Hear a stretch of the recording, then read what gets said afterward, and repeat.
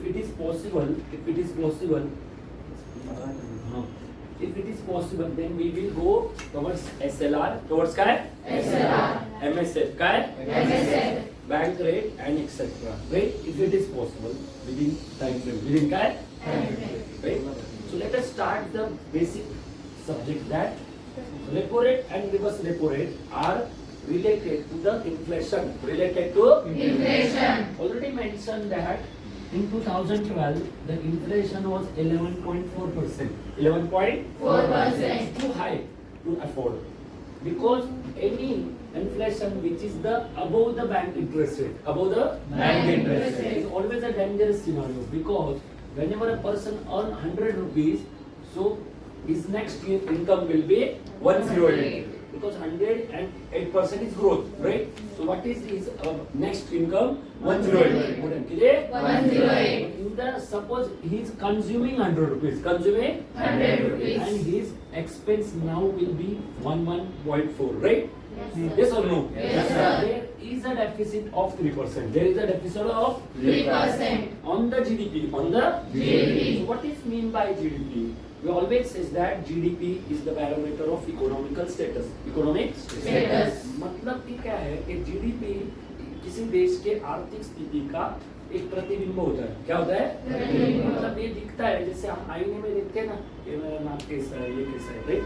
Similarly economics जो चीजें रहती है वो जैसे आईने में देखना है तो जीडीपी में देखी जाती है, right? And there is a beautiful word known as barometer. क्या है? बैरोमीटर. तो बाहर के लोग देखते हैं कि इंडिया का जीडीपी क्या है तो इस हिसाब से वो सोचते हैं कि इंडिया की आर्थिक स्थिति क्या हो सकती है. तो इसलिए जीडीपी को कैसे गिनते हैं और जीडीपी क्या होता है जैसे कि यूएसए क्या है? यूनाइटेड स्टेट ऑफ अमेरिका का है. United States of America. GDP 29.2 trillion dollar का है. 29.2 का है Trillion dollar. What is 1 trillion dollar? 1 trillion dollar is 1 lakh crore dollar. 1 lakh crore Dollar. and 1 dollar is almost 100 rupees. Almost 100 rupees. almost का है 100 rupees. Let us assume this as a 30 trillion dollar and 100. 13 to 100. 3000 lakh crore. किती? 3000 lakh crore. पर 3000 lakh crore. अजून बोला काय? 3000 lakh crore. और total Nashik में जो काम चल रहे total that is 35,000 crore rupees. काय? 35,000 That is includes everything. Severages, dam repairing, roads, everything. सभी चीजें, right? इसका बजट इतना अभी रामकल पद बाकी है, बहुत चीजें साधुग्राम जैसे जमीन लेना है, बहुत चीजें इसको देखे तो 3000 लाख करोड़ कितना बड़ा है सूची. समझ ला था? Yes, sir. हो का नाही? Yes, sir. तो ये मतलब अमेरिका कितना आगे आहे हमारे. आता याच्या पुढे बघा सेकंड तुमचा आवडता देश कोण आहे? China. तुमचा रिअलमी, शिओमी, आयमी, युमी. तर त्या चायना जो जगामधल्या सगळ्या समस्यांचं मूळ कोण आहे? China. मोठं काय? China. ते चायनाचे इकॉनॉमी 12 ट्रिलियन डॉलर आहे. किती आहे? 12 trillion dollar. हा मोठे किती आहे? 12 trillion dollar. अजून लाऊड बोल काय? 12 trillion dollar. बरं 1200 लाख करोड रुपये. किती आहे? 1200 लाख. अमेरिकेची इकॉनॉमी चायनाच्या पेक्षा 2.5 टाइम्स आहे. किती आहे? 2.5 म्हणजे अमेरिका अजून चायनाच्या 2.5 पट पुढे आहे, राईट? मग चायना आता पुढे, मग चायना कसं पुढे जाईल असं बोलतो? चायना, मी बोलतो चायना पुढे जाईल. चायना का पुढे जाईल? पण चायनाचा जीडीपी ग्रोथ जवळपास 5% आहे. किती आहे? 5%. अमेरिकाची फक्त 1.2 आहे. फक्त किती आहे? 1.2. China is growing faster. चायना इज ग्रोइंग Faster. That's why China will catch up this quickly, right? China compounding मध्ये याला कॅच करणार आहे 20 वर्षात. किती आहे? 20 वर्षात. चाइना का प्लान है कि 20 साल में अमेरिका को बचा देगा, राइट? इनका प्लान है. अभी इसके बाद जाते हैं जर्मनी. का है? जर्मनी. Sorry Japan. कौन है? Japan. तो जापान की इकोनॉमी तकरीबन 5.7 ट्रिलियन. तकरीबन 5.7. जापान का प्रॉब्लम है it has in the negative growth. क्या है? Negative. नेगेटिव ग्रोथ मतलब ये नीचे जा रहा है, रे नीचे नीचे जा रहा है. अभी जापान में क्यों नीचे जा रहा है? क्योंकि जापान में बहुत सारे अर्थक्वेक होते हैं. क्या होते हैं? Earthquake. 100 अर्थक्वेक दर वर्षाला होतात. 100 भूकंप. किती? 100. हाँ अजून मोठे किती? 100. क्यों होते हैं? क्योंकि जापान में न्यूक्लियर बॉम्ब डाला गया था. तो न्यूक्लियर बॉम्ब मतलब न्यूट्रॉन इमिशन रहता है. क्या रहता है? न्यूट्रॉन. न्यूट्रॉन तो अनलिमिटेड इमिशन रहता है. एक न्यूट्रॉन से 3 से और 3 से और 3 7. आणि त्याच्यानंतर जर्मनी. काय? Germany. जर्मनी जवळ 4.7 किती आहे? 4.7. आणि त्याच्यानंतर इंग्लंड आहे, पण आपण डायरेक्ट धरू शकतो कारण हे आता अजून 6 महिन्यात जाईल घरी. तर इंडिया आहे 4.2. इंडिया किती आहे? 4.2 ट्रिलियन. लावून बोला किती आहे? 4.2 4.2. हा, पण एक लक्षात ठेवा, एक मेमरी ठेवा, या सगळ्या देशांमध्ये सगळ्यात जास्त जीडीपी कोणाचा आहे? इंडिया. मोठे कोणाचा आहे? अहो, लावून बोला कोणाचा आहे? इंडिया. मोठे बोला कोणाचा आहे? भारत. हा, तर इंडिया सगळ्यात highest growing country in the world आहे. सगळ्यात highest growing country in the world. आणि ते पण कधी लक्षात ठेवा, जेव्हा भारतामध्ये 35 करोड लोक गरीब आहेत. किती आहे? 35 करोड लोकांना एकदा जेवायला भेटत नाही. अमेरिकेमध्ये 33 करोड लोकसंख्या आहे, भारतामध्ये 35 करोड गरिबी रेषेच्या खाली आहे. तरी भारत पुढे चाललेलं आहे. कळतं आता? भारताच्या पॉवरला कमी समजू नका. लक्ष द्या, भारताची पॉवर खूप जास्त आहे. तुम्ही एक दिवशी ना स्वतःच थोबड जोडून घ्यायचं भारताच्या विरुद्ध बोलत. हे लक्षात आहे, भारत खूप मोठा होणार आहे. 29.2. मोठा किती आहे? 29.2. चायना किती आहे? जपान किती आहे? 5.7. जर्मनी किती आहे? 4.7. इंडिया किती आहे? 4.2. That is great. पण इंडियाला US ला किती किती टाइम आहे? 7 पट आहे. किती आहे?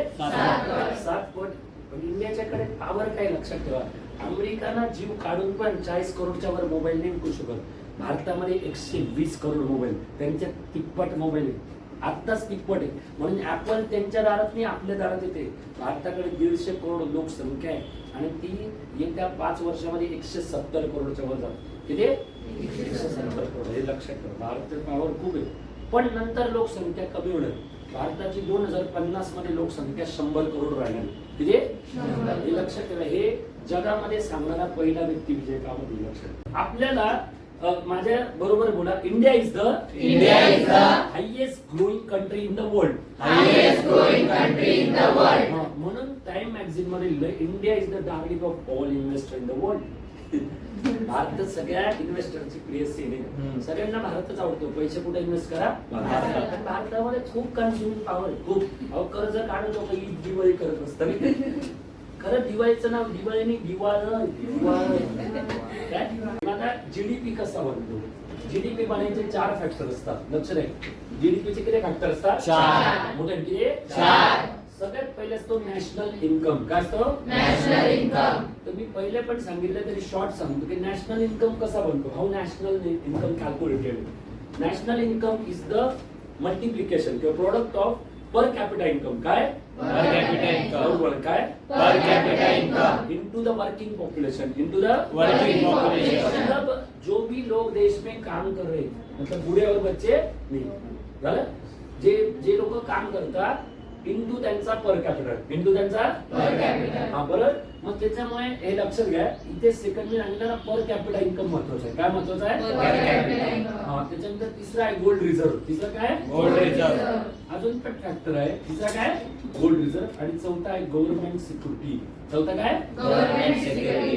हे सगळं सांगितलं नंतर मी देतो तुम्हाला हे सगळं. तर मोठ्याने बोला, पहिलं काय? National income. नंतर Per capita. नंतर Gold reserve. नंतर Government securities. मग या 4 फॅक्टर्स वर ते मोजतात. मग आपल्याला सगळ्यात पहिले काय वाढवावं लागेल? National income. जीडीपी वाढवायचं तर काय वाढवावं लागेल? National income. आता आपण रेपो रेट वाढवला. काय वाढवला? Repo rate. रेपो रेट काय होता की बँकेला म्हणजे रिझर्व्ह बँकेने काय?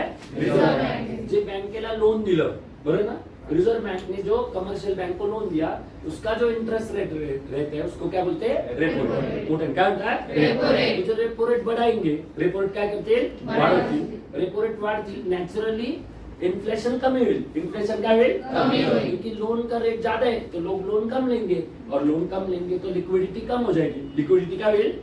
मतलब मार्केट में पैसे कम हो जाएंगे. राइट? मार्केट मध्ये पैसे कमी झाले का डिमांड कमी होईल. काय कमी होईल? डिमांड. हा, मोठे बोला काय? डिमांड. आणि डिमांड कमी झाली का एक्सेसिव्ह डिमांड कमी होईल. काय होईल? Excessive demand. एक्सेसिव्ह डिमांड कमी झाले का मॅन्युफॅक्चरिंग कमी होतं. काय होतं? Manufacturing. आणि मॅन्युफॅक्चरिंग कमी होतं तेव्हा एम्प्लॉयमेंट कमी होतं. काय होतं? Employment. एम्प्लॉयमेंट कमी होतं तेव्हा पर कॅपिटा इन्कम कमी होतं आणि पर कॅपिटा कमी झालं का नॅशनल इन्कम कमी होती. खरे खरे. Yes, sir. मग काही हमारे यहाँ पे कुछ एजेंसीज रहती है जो कि फॉरेन इन्वेस्टर को गाइडलाइन करती है. क्या करते हैं? Guideline. एक्चुअली फॉरेन इन्वेस्टमेंट जो रहती है ना तो उसके दो तरीके होते हैं. There are two kind of the method to invest the money, right? In the country, one is a FDI. One is a FDI. हाँ मोटे पर क्या है? FDI. अभी आपके एग्जाम में एसएससी में और बैंक में क्वेश्चन पूछते हैं what is the percentage of FDI limit in the insurance sector in Indian territory. Indian territory मतलब इंश्योरेंस सेक्टर में कितने परसेंट इन्वेस्टमेंट फॉरेन कंपनी कर सकती है. तो उसका आंसर होता है 72% या 76%. सही बात है ना? Yes, हो का नहीं? Yes, sir. मतलब कितने इन्वेस्ट कर सकते हैं उसका लिमिट असतं एफडीआय लिमिट्स. तुमच्या वहीमध्ये FDI limits in different sectors तुम्ही ना घरी जाऊन काढा. FDI limits in different sectors इसके बारे में हमेशा क्वेश्चन पूछते. आकांक्षा इंटरव्यूला नेहमी विचारतात बरं का क्वेश्चन की एफडीआय लिमिट्स क्या है और उसके पॅरामीटर्स क्या होते नाही का ते विचारतात. फॉरेन डायरेक्ट इन्व्हेस्टमेंट आणि तुमचं हे पण विचारता बरं का जेव्हा तुम्हाला डिस्क्रिप्टिव्ह रायटिंग येतं ना तेव्हा एफडीआय इन डिफरंट सेक्टर्स आज शोधून काढायचे FDI limits in different sector. शोधणार का सगळे? Yes, sir. Yes, sir. मोठ्या शोधणार का? Yes, sir. हा आता त्याच्या जागी असते FII. काय असतं? FII. लाऊड बोल काय? FII. So what is the difference between FDI end FII? FDI में और FII में क्या डिफरेंस होता है? किसी कंपनी में अगर हम 10% के लिए 10%. लाऊड बोल काय? 10%. जेव्हा कोणत्या कंपनीत 10% पेक्षा जास्त इन्व्हेस्ट करता त्याला काय म्हणतात? एफडीआय. त्याला काय म्हणतात? एफडीआय. आणि जेव्हा कधी 10% कमी करता त्याला काय म्हणतात? FII. एक मिनिट ऐकून घ्या. जेव्हा कधी कितीच्या वर असतं 10% तेव्हा त्याला काय म्हणतात? एफडीआय. लवकर काय? FDI. अजून मोठं आहे काय? FDI. आणि जर 10% खाली असेल त्याला काय म्हणतात? FII. आता या दोघांमध्ये मेजॉरिटी ऑफ डिफरन्स काय आहे? मेन काय आहे की एफडीआय ला लॉक इन पिरियड असतो. एफडीआय ला Lock-in period. एफडीआय ला काय असतं? Lock-in period. पण एफआयआय ला लॉक इन पिरियड नसतो. हा मग एफआयआय ला लॉक इन नाही मतलब केव्हा पण इन्व्हेस्ट करा आणि केव्हा पण UCL लायब्ररी किती वाजता या आणि किती वाजता जा. गाडगे महाराज धर्मशाला. मग एफडीआई आणि एफआईआई मध्ये एफआईआई से क्या होता है? It's one kind of trading scenario. Trading Scenario. अभी हम देखते हैं ना मार्केट बहुत बढ़ गया और बहुत नीचे आ गया. That is because of speculation trading. काय म्हणतात? Speculation one trading. Kind of insider trading. काय म्हणतात त्याला? Insider It's a trading. dangerous phenomenon working in the stock market that any minister, authority uses his power for the announcement. Uses his power for the Announcement. like Donald Trump used the same power for the Iran war because when he offered to India that he's the best काय म्हणतात त्याला Rafale जे आपलं काय हा fighter काय plain fighter plain आहे. तर अमेरिकेचं सगळ्यात बेस्ट फायटर प्लेन होतं. त्यांनी पाकिस्तानला F-16 दिलं. काय दिलं? आणि F-32 कोणतं आहे?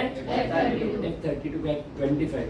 तर त्यांना त्याची कंपनी हा लॉकइन मार्टिस काय नाव है? Lockheed Martin. लॉकइन मार्टिस में बॉडी पे इसके 2 लड़के जो है ते कॉर्पोरेट बॉडीवर त्याला काहीतरी वर्किंग बॉडी म्हणतात ना मॅनेजमेंट. काय हाँ मुझे क्या मैनेजमेंट मतलब किसी कंपनी के जो मैनेजमेंट रहती है तो इसके बॉडी पे डोनाल्ड ट्रम्प के 2 लड़के थे. तो इस कंपनी का नाम है लॉकइन मार्टिस. क्या? Lock-in Martis. तो ये लॉकइन मार्टिस को इंडिया के लिए ऑफर दिया कि आप बाय कर लो पर इंडिया ने नकार दिला नहीं का. तो रशिया के जो प्रेसिडेंट है व्लादिमीर पुतिन. क्या है?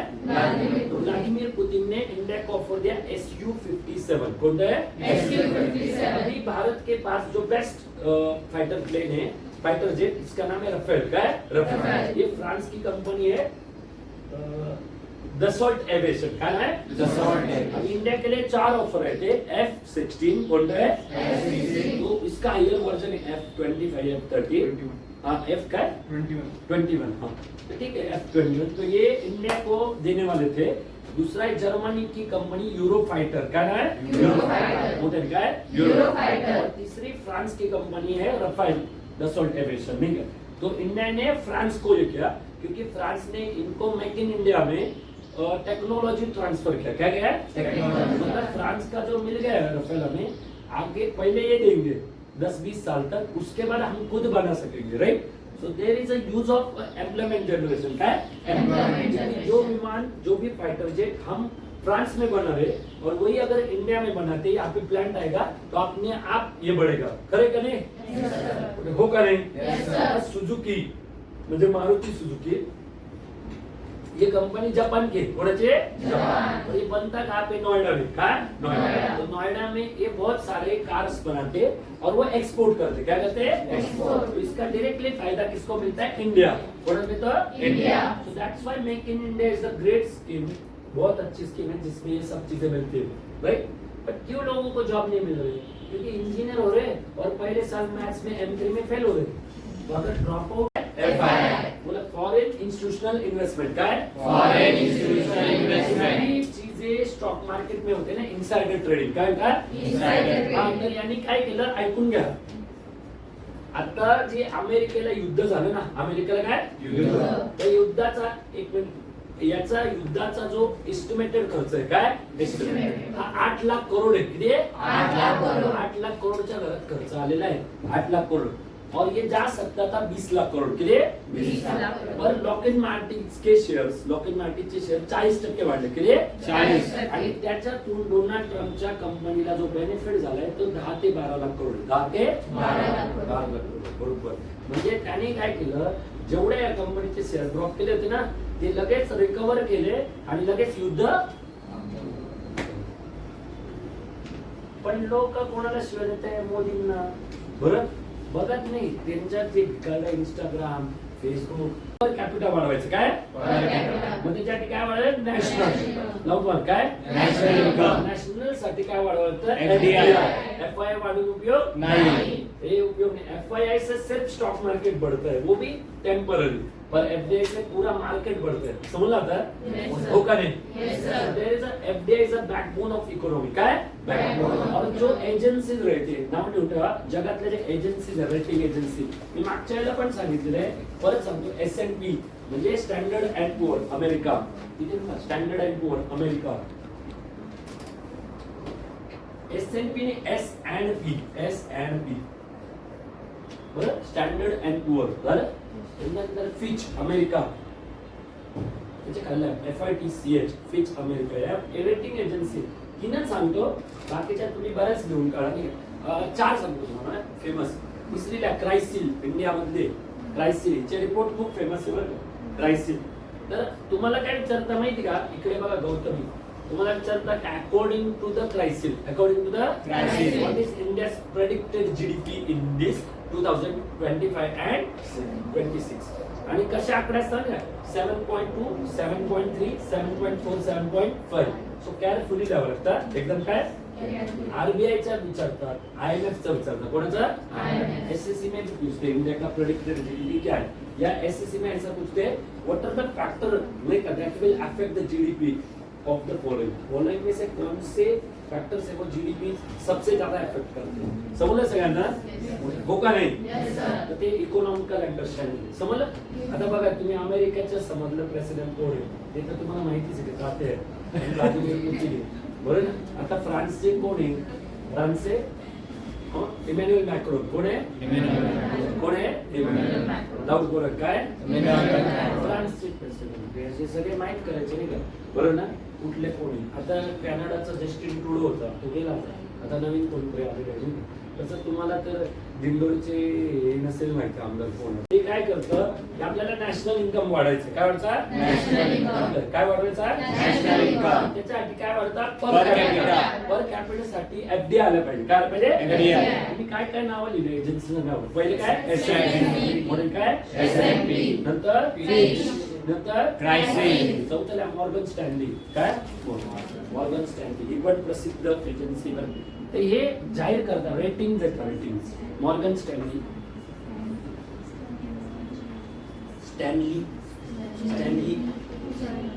Morgan Stanley. बरं, मॉर्गन स्टॅनली झालं. Yes, sir। त्यांचे रिपोर्ट आहे. नंतर IMF काय? IMF। International monetary fund. नंतर RBI चे पण रिपोर्ट्स. RBI पण रेटिंग एजन्सी. बरं, RBI. SBI पण आहे, स्टेट बँक ऑफ इंडिया, त्याचा पण रिपोर्ट आहे. बरं, आणि वर्ल्ड बँक पण आहे. वर्ल्ड बँकचा पण बऱ्याच वेळेला रिपोर्ट द्यावे. बरं, तर त्यांचे रिपोर्ट वाचत जा. रिपोर्ट काय करता? वाचा. कुठून वाचायचे, कसं करायचे, त्याच्या ना 15 ऑगस्ट नंतर मी सिस्टीम लावतो किती 15 उद्या आपण चिके पण आपण जोरदार करू सर समजलं? स्विस बँकचं पण रिपोर्ट येतात का? हो येतात नाही पण स्विस बँक आहे ना थोडं कॉन्फिडेन्शियल आहे बँकचं वर्क कॉन्फिडेन्शियल आहे काय Confidential. आतलं जास्त नाही बाहेर येत तरी ती कॉन्फिडेन्शियल बँक आहे म्हणजे जनरली जगातले सगळे ब्लॅक मनीच्या सोर्स तिथे जातो म्हणजे ते सांगत नाही तुम्हाला आतमध्ये काय सांगतं नाही का पण ह्या बँका पण अशा ब्लॅक मनी नाही राहत त्यांच्याकडे कोणी जातच नाही का त्याच्यामुळे हे जाहीर करून देत असते नाही का खरे ना ते वेगवेगळ्या बहुत थोडस वेगळ्या level. हे समजलं सगळ्यांना Yes, ना? sir. Yes, sir. म्हणजे आता तुम्हाला माहिती नॅशनल इन्कम बढ़ा नाही तब जाके जीडीपी बढ़े समजलं आता Yes, sir. आता तुम्ही म्हणाले भारताचा जीडीपी म्हणजे बघा भारताला 7 टाइम्स अमेरिका है किती 7 times. 7 times. तो एक सिंपल सी बात सोचिए कि भारत गरीब क्यों दिखता है का बरं दिसतोय हे समजून घ्या ना सिंपल सी गोष्ट आहे हे बघा अमेरिकेचे आहे 30 ट्रिलियन किती 30 trillion. हा मोठे मोठे किती 30 trillion. आणि भारत जवळपास किती आहे 4 बरं आपण 4.5 धरू ठीक आहे 4.5 ट्रिलियन आहे बरोबर ऑलमोस्ट किती टाइम आहे 7 ऑलमोस्ट किती आहे 7. आणि एक विचार करा की अमेरिकेची लोकसंख्या आहे 32 करोड किती आहे? 32 करोड. आणि भारताची लोकसंख्या आहे 150 करोड बरं आज जवळपास 5 टाइम जवळपास किती आहे? 5. हे दिवस आहे नाही का तर 7 5 हजार किती आहे 35 म्हणजे अमेरिकेचा पर कॅपिटा इन्कम अमेरिकेचा काय Per capita income. हा, म्हणजे काय Per capita income. अमेरिकेचा पर कॅपिटा इन्कम आपल्या 35 टाइम्स आहे किती आहे? 35 times. 35 times. म्हणजे कुठे अमेरिका कळतं आता हो का नाही Yes, sir. आपले लोक नुसतं बोलताय हे करा ते करा पण आता अमेरिकेतला माणूस ते सांगतो आपला पंतप्रधान बोगस आहे अरे तुझं आवडणं काय बोलतो तुझा पंतप्रधान एक दिवशी काय बोलतो दुसऱ्या दिवशी काय बोलतो तिसऱ्या दिवशी काय बोलतो काय झालं की आपल्याला नॅशनल इन्कम वाढवायचं काय National income. एफडीआय कसे तर रेटिंग एजन्सी सांगतात काय Rating. आणि रेटिंग एजन्सी कधी सांगतात जेव्हा आपके देश का पॉलिटिकल एटमॉस्फियर आपके देश का म्हणजे एन्व्हायरमेंट काय Environment. म्हणजे काही नॅचरल कॅलॅमिटी नहीं पाहिजे त्याच्यानंतर आपके देश में कोई दंगे राइट्स ये चीजें नहीं चाहिए उसके बाद आपके देश में इंटरेस्ट रेट काय Interest rate. Interest rate stable पाहिजे इन्फ्लेशन स्टेबल चाहिए क्या Inflation. इन्फ्लेशन कम चाहिए इंटरेस्ट रेट भी कम चाहिए right so there is a environment of interest काय Environment. और एक बोलता है ईज ऑफ डूइंग बिजनेस काय Ease of doing यू का ease of being doing business ease of doing business एक व्याख्या दी बिझनेस मध्ये ease of doing business ease म्हणजे EASE बरं आयएस ने EASE ईज वेगळे ईज म्हणजे इझी होणं इझी नाही का त्या शब्दाचं ईज ऑफ डुईंग बिझनेस म्हणजे बिझनेसला इझी करणं बिझनेसला इझी करणं म्हणजे आपल्याकडे नाही काय एक खिडकी योजना आहे काय एक खिडकी बरोबर ना म्हणजे त्या खिडकीत बसून तिकडेच बघणार आहे का एक खिडकी योजना म्हणजे आपल्या मुलांची लायब्ररी बंद केली होती आम्ही. हे समजलं सगळ्यांना Yes, sir. हो का नहीं Yes, sir. मतलब जो भी बाहर से आते हैं ना वो बिजनेस तो बिजनेस को इजी करते हैं बिजनेस से क्या करते हैं Easy. तो बिजनेस को डिफिकल्टी नहीं आनी चाहिए तब जाके इन्वेस्टमेंट आती है तो ये जो लोग बोलते हैं ना बाहर के बिजनेस के लिए मोदी जी काम कर रहे हैं तो बिजनेस आके लोग ही काम को लगेंगे ना थोड़ी पाकिस्तान के लोग धंधे वाले नहीं क्या बेसलेस बोलते हैं कोई भी इंसान 100% अच्छा और 100% बुरा नहीं होता और जो भी हमें गवर्नमेंट के खिलाफ बोलना है उसका मंच एक ही है वो है पार्लियामेंट का है पार्लियामेंट में जाके ही बोलना चाहिए कि ये गलत पॉलिसी है या सही सही राइट उसके लिए रिप्रेजेंटेटिव काय Representative. बोलते नहीं आता बघा काय झालं तो इसके वजह से हमें सबसे पहले 2 चीजों पे ध्यान देना पड़ता है अगर हमें नेशनल इनकम बढ़ाना है तो सबसे पहले हमें इंटरेस्ट रेट का है Interest rate. बराबर का है Interest rate. और सेकंडली इन्फ्लेशन सेकंडली का है Inflation. हाँ तो इसके वजह से हमने क्या किया सबसे पहले इन्फ्लेशन को कंट्रोल किया रेपो रेट वाढून समझला सगळ्यांना Yes, Yes, sir. Repo rate बढ़ाने से सबसे बड़ा प्रॉब्लम हो गया कि जब रेपो रेट बढ़ा दिया रेपो रेट क्या कर दिया बढ़ा दिया। तो इसमें क्या हो गया कि हमने रेपो रेट बढ़ाया था 2006 से 8 2006 से 8 मैंने कहा था कि रेपो रेट जब YV रेड्डी का है YV रेड्डी और डी सुब्बाराव का है डी सुब्बाराव। ये जब गवर्नर थे तो इन्होंने 2006 से 8 टाइम्स के लिए 8 times. 8 वेळेला रेपो रेट वाढवला होता बरोबर तो क्या हो गया तब हमारा रेपो रेट तकरीबन 8.5% होता किती 8.5%. ये क्या होता है रेपो रेट के आरबीआई का है RBI. नील बघा काय RBI. आरबीआई किसको लोन देते हैं Bank. बैंक मतलब कमर्शियल बैंक, और कमर्शियल बैंक इसको लोन देते हैं कस्टमर, समझते सगळ्यांना? Yes, sir. तो जो ये इसको लोन देती है इसी को रेपो रेट कहते हैं. क्या कहते हैं? Repo rate. जेव्हा रेपो रेट वाढतो, काय वाढतो? Repo rate. तो नीचे भी रेट बढ़ता है ना, Yes, तो sir. लोन महंगा हो जाता है. लोन क्या? महंगा. महंगा. और लोन जब ज्यादा महंगा होता है, whenever the loan rate is higher, loan rate is Higher. the natural phenomenon of taking the loan is lesser. is क्या? Lesser. मतलब कि जब लोन का रेट बढ़ता है तो लोगों की लोन लेने की वृत्ती क्या हो जाती है? कम. समजते? तो लोन घेण्याची स्थिती जेव्हा कमी होते तर तेव्हा काय होतं बघा, इकडून नीट बघा. सगळ्यात पहिले काय आलं होतं? लिक्विडिटी. म्हणून काय? Liquidity. लिक्विडिटी नंतर काय आले ते? Demand. डिमांड. हा नीट बघा, आपण विषयाकडे आलो. काय आलं? डिमांड. Demand. डिमांड नंतर काय आलं होतं? Excessive demand. म्हणून काय? Excessive demand. हा अजून मोठं बोला. काय? Excessive demand. काय म्हणतात? Excessive demand. एक्सेसिव्ह डिमांड मुळे काय होतं? Inflation. इन्फ्लेशन वाढल्यामुळे डायरेक्टली परिणाम कोणावर झाला होता? GDP. म्हणून काय? GDP. तो जीडीपी हमें बढ़ाना बहुत ज्यादा जरूरी है, राइट? तो अगर क्योंकि हमने तो जीडीपी बढ़ाना है. आता जीडीपी काय होतं? जेव्हा तुम्ही रेपो रेट वाढवला, नीट बघा, काय वाढवला? Repo rate. इन्फ्लेशन तर कंट्रोल झालं, पण इन्फ्लेशन कंट्रोल झाल्यावर काय कमी झालं? डिमांड. Demand. म्हणून काय? Demand. हा लवकर काय? Demand. आणि त्याला स्लगिश डिमांड म्हणतात. काय म्हणतात? Sluggish demand. आपल्या गणपती के बाद पितृपक्ष येतो. काय तो? पितृपक्ष. स्लगिश डिमांड होतो. हो का नाही? दिवाळी संपली ना का सगळे एकमेकाच्या तोंडाकडे पाहतात. 50 आहे का? हो काय? 50 आहे. ज्यामुळे ना तुमचा पर कॅपिटा इन्कम काय? Per capita income. हा स्लगिश झाला तर डिमांडच कमी झाली. काय कमी झाली? Demand. ते लक्षात ठेवा. ते बंद करता. ते आपली निवडणूक काय ना, तर आता काय झालं की डिमांड स्लगिश झाली. काय झाली ते? Demand sluggish. हा, एवढा विषय गंभीर आहे बरं का. काय? डिमांड. मग डिमांड ड्रॉप झाली. काय ते? Demand. Because of the higher interest rate. Because of काय? Higher interest rate. तो ज्यादातर लोग क्या सोचते हैं, अभी रेपो को कम करो, रेपो को कम करो. म्हणून तुम्ही कालचा पेपर नीट वाचा, महाराष्ट्र टाइम्स, त्याच्यावर जीवन नका करू. त्याच्यात आपली बाय मंथली काय? मोठ्याने काय? Bi-monthly. थोडं लावून बघ. काय? Bi-monthly. Bye monthly monetary policy आलेली आहे. त्याच्यात रेपो रेट स्थिर ठेवले. रेपो रेट काय? स्थिर. स्थिर. मतलब कम नहीं किए, नहीं का? का बरं? कारण रेपो रेट अगर कम कर देते, इंटरेस्ट रेट कम हो जाता तो बहुत हाई रेट में लिक्विडिटी बढ़ जाती थी. बरोबर आहे? पण आता काय होतं, इकडे लक्ष द्या. जेव्हा लोनचा रेट कमी झाला, लोनचा रेट काय झाला? कमी झाला. तर लोन रेट कमी झाला, लोन स्वस्त झालं, पण इससे डिमांड इमिजिएटली बढ़ सकती है का? नाही. एक विचार करा, नीट ऐका सगळ्यांनी, हा फार महत्वाचा पॉइंट आहे, खूप इम्पॉर्टंट. एक विचार करा की तुम्हाला एक फ्लॅट घ्यायचा आहे 50 लाख रुपयाचा. किती आहे? 50 लाख. ऐका कितीचा आहे? 50 लाख. अजून लावून बघा. काय? 50 लाख. तो एक टाइम पे आपका लोन भी हो रहा था, राइट? पर होम लोन लेने के लिए डाउन पेमेंट तो चाहिए ना? Yes, yes. हो का नाही? Yes, एकदा sir. तुमच्याकडे पैसे होते, तुम्हाला वाटत होतं की हायर इंटरेस्ट रेट आता नको, एवढे इंटरेस्ट रेट कमी झाला घेऊ, पण त्यावेळेला तुमचे पैसेच संपून गेले. आता इंटरेस्ट रेट किती कमी झाला तरी तुम्ही फ्लॅट घेणार आहे का? नाही. नाही, कारण की लिक्विडिटीच नाही. काय? Liquidity. तर हे बघा, रेपो रेट वाढवला, मी काय? रेपो रेट काय? वाढवला. लिक्विडिटी कमी होते. लिक्विडिटी कमी होते. पण रेपो रेट कमी केला तर लिक्विडिटी वाढते असं नाही. नाही. हे लक्षात आहे. इकॉनॉमी म्हणजे लगेच नाही वाढत. रेपो रेटचा प्रभाव आहे लिक्विडिटीवर, पण इमिजिएट वाढत नाही. नाही. इमिजिएट कशामुळे वाढते ते मला सांगायचं. समजलंय का?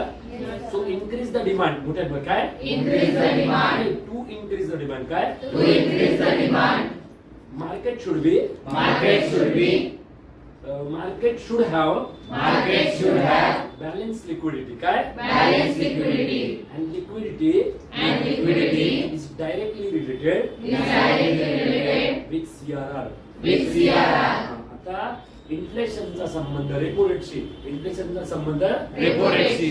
आणि लिक्विडिटीचा संबंध CRR शी. कशासाठी? CRR. म्हणून CRR बघितलं जातो. कळतं आता सगळं? Yes, sir. Yes, समजलं sir. एवढं पुराण का सांगतो? समजलंय? Yes. कारण की इकॉनॉमी मध्ये असं गेलं ना, आता असं नसतं यायचं, आता इकडून इकडे जायचं असतं. समजलं आता? हो का नाही? Yes, sir. नीट समजतंय सगळ्यांना? Yes, sir. मग आता काय झालं, कधी प्री मेडिटेशन करायचं नाही. लक्षात प्री मेडिटेशन करायचं नाही. एका पिक्चर मध्ये असं जोक पाहिलेला आहे. काय असतं, आता ऐकून घ्या, ही आहे कमर्शियल बँक. काय Commercial bank. हा, नंबर काय Commercial bank. आता कमर्शियल बँक भारतामध्ये पहिलं होत्या 27. किती 27. आपण अप्रॉक्सिमेटली पकडू 25. किती 25. आता एका बँकेचं असं गृहीत धरा की एका बँकेकडे दिवसाला 100 करोड रुपये येतात. किती 100 करोड रुपये आहेत. किती 100 करोड. बँक काय करते, या 100 करोड पैकी 4 करोड. किती 4 करोड. 100 करोड पैकी आहे ना 4 करोड रुपये. किती 4 करोड. हा 4 करोड रुपये कॅश स्वरूपात. काय Cash. सेंट्रल बँककडे. कोणाकडे Central bank. सेंट्रल बँक म्हणजे कोण, रिझर्व्ह बँक. Reserve Bank. कोणाकडे? Reserve Bank. मी सांगितलं 1935 ला तिचं नाव सेंट्रल बँक. काय होतं? Central Bank. हा so out of the total fund collected every commercial bank has to keep reserve fund. Keep reserve fund with RBI in the form of cash liquidity. In the form of Cash liquidity. And this 4% is काय 4% is known as CRR. याला काय म्हणतात? CRR. म्हणजे cash reserve ratio. काय म्हणतात? Cash reserve ratio. घेऊन घ्या, note down करा. याला म्हणतात टोटल फंड कलेक्टेड. आणि हा पर्सेंटेज लिहा. Percentage of the fund that should be keep with RBI. Keep with RBI. त्यालाच म्हणतात CRR, cash reserve ratio. Concept समजतोय सगळ्यांना? Yes, sir. तुम्ही ना रुक्मिणी बरं का, तुम्ही नोट स्वतः बनवू शकता नाही का. एकदा तुम्हाला समजलं ना की कन्सेप्ट काय, तर त्याला लगेच जाऊन तुम्ही फटाफट नोट्स काय करू शकता. प्रियांकाने खूप छान बनवले बघा नोट्स. तुम्ही बघा, तिने मस्त सुरुवात केली, तसं तुम्ही सगळ्यांनी सुरुवात करा. तिची वही बघा. Ratio is the percentage is the percentage of the fund of the fund that is collected in a commercial bank that is collected in a commercial bank that should be kept that should be kept with RBI with RBI in the form of in the form of reserve liquidity. liquidity. समजलं आता? Yes, जे sir. Reserve liquidity द्यावं लागते, त्याला काही स्वरूप नाही, दुसरा फक्त आहे कॅश. फक्त काय Cash. आता काय झालं लक्षात द्या, मग हे जेव्हा रिझर्व्ह फंड ठेवता, आता इकडे बघा, एका बँकेने 4% ठेवले. किती ठेवले? 4. किती 4 करोड ठेवले. किती 4 करोड. आता बँकेत होता 25. 25. म्हणजे किती 25. 25 चौके होता 100.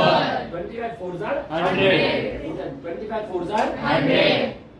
तो 100 करोड रुपए एक दिन में जमा हो गए. समझलं? As a reserve. As a काय Reserve. अजून मोठे बोल काय Reserve. तो जब भी कोई बैंक करप्ट होती है, क्या होती है? Corrupt. अच्छा भाई लेक्चर ला बैंक करप्सी सांगत होतो माहिती हो, ना. सर. तो इसलिए पुराने लेक्चर भी बहुत यूजफुल है, क्योंकि मेरे पास भी लिमिटेड टाइम रहता है, तो मैं हर चीज कोई हर लेक्चर में नहीं बता सकता. There are new issues in every lecture, right? Even though monetary policy lecture is conducted again and again, right? It is adds to new concept. काय? New concept. आता मी 15 ऑगस्ट गेल्या 12 वर्षापासून लेक्चर देतो. पण दरवेळेस जो हा रिझर्व्ह लिक्विडिटी काय? Reserve liquidity. So there are 25 banks. काय? 25 banks. Without काय? 25 banks. And each bank collect the 4 crore रुपये. किती? 4 crore. 25 4 जार किती आले? 100. And this is how some bank has been corrupt. Has been Corrupt. according to the parameter of RBI. According to the Parameter of RBI. then RBI will use this fund as to protect that bank. To protect that Bank. In fact, RBI is not supposed to protect the bank. RBI is protecting the investor. काय? Protecting the investor. म्हणजे RBI कोणाला protect करत असते? Investor. Because RBI is a parent bank. RBI is a Parent bank. RBI is a bankers bank. RBI is a Bankers bank. That's why it is very difficult. In India, in Indian territory, that any bank will be totally काय म्हणतात bankrupt. Totally Bankrupt. कळत? समजलंय सगळ्यांना? Yes, की sir. भारतामध्ये बँकरप्सी काय येऊ शकत नाही, कारण 4% CRR. किती? 4%. ह्यूज है, बहुत बड़ी अमाउंट है. देखिए आज इंटरेस्ट रेट ही 5% है, 5-6%, राइट? उसमें अगर 4% ये बार बार देते, तो इनफैक्ट बैंक को 6% तो कस्टमर को देना पड़ता है, 4% रिजर्व देना पड़ता है, राइट? तो सोचिए 10% तो उसका बाहर ही चला जाता है, राइट? उसके बाद लेबर वगैरह सब चीजें करके तो लोन में कितना पैसा है, समझ रहे? इसलिए लोन का रेट बहुत ज्यादा रहता है. समजलंय काय? Yes, sir. So that's why CRR is very important. आता हे समजलं सगळ्यांना? Yes, तर sir. CRR का लिहून घ्या, सिग्निफिकन्स ऑफ CRR. काय? Significance of CRR. नीट समजते सगळ्यांना? वेदिका समजते का डोकं दुखायला लागलंय? Yes, sir. कारण हा कॉम्प्लिकेटेड विषय, आता खऱ्या विषयात आपण आलेलो आहे नाही का? So what happens that because of CRR is a reserve fund. CRR is a Reserve fund. so what actually happen in the system of bank that suppose bank has 100 crore rupees. किती? 100 crore Right? And they given 4 crore rupees towards RBI. Towards RBI. So the remaining fund is 96 96 crore. crore. Remaining fund is 96 crore. Right? Suppose CRR decreases. CRR Decreases. So what happens that suppose they have the fund of 100 crore and CRR is 3 crore. CRR is 3 crore. So they will have a 97 crore rupees for the loan distribution, right? So CRR decreases. More than what? काय? CRR decreases. More than काय? CRR decreases. Liquidity increases. Liquidity Increases. कळतं ना? CRR जेव्हा कमी होतो त्या bank कडे असलेले पैसे काय होता? वाढतात. समजलंय का ते? That's why to create the liquidity. Create the Liquidity. अजून मोठं आहे. To create the Liquidity. They always use cash reserve ratio as the tool of generation of liquidity. Tool of generation Liquidity. म्हणजे लिक्विडिटी वाढवायला CRR चा उपयोग होतो आणि inflation कमी करायला रेपो रेट चेंज कळतं आता? Yes, तो sir. बघायला वाटतं की RBI खूप साधी आहे, पण पूर्ण देशाचे कंडक्शन कोण करत असतं? RBI. You can note down करा. CRR is the major tool to control the inflation. नहीं, CRR is a major tool to generate the liquidity. To generate the liquidity.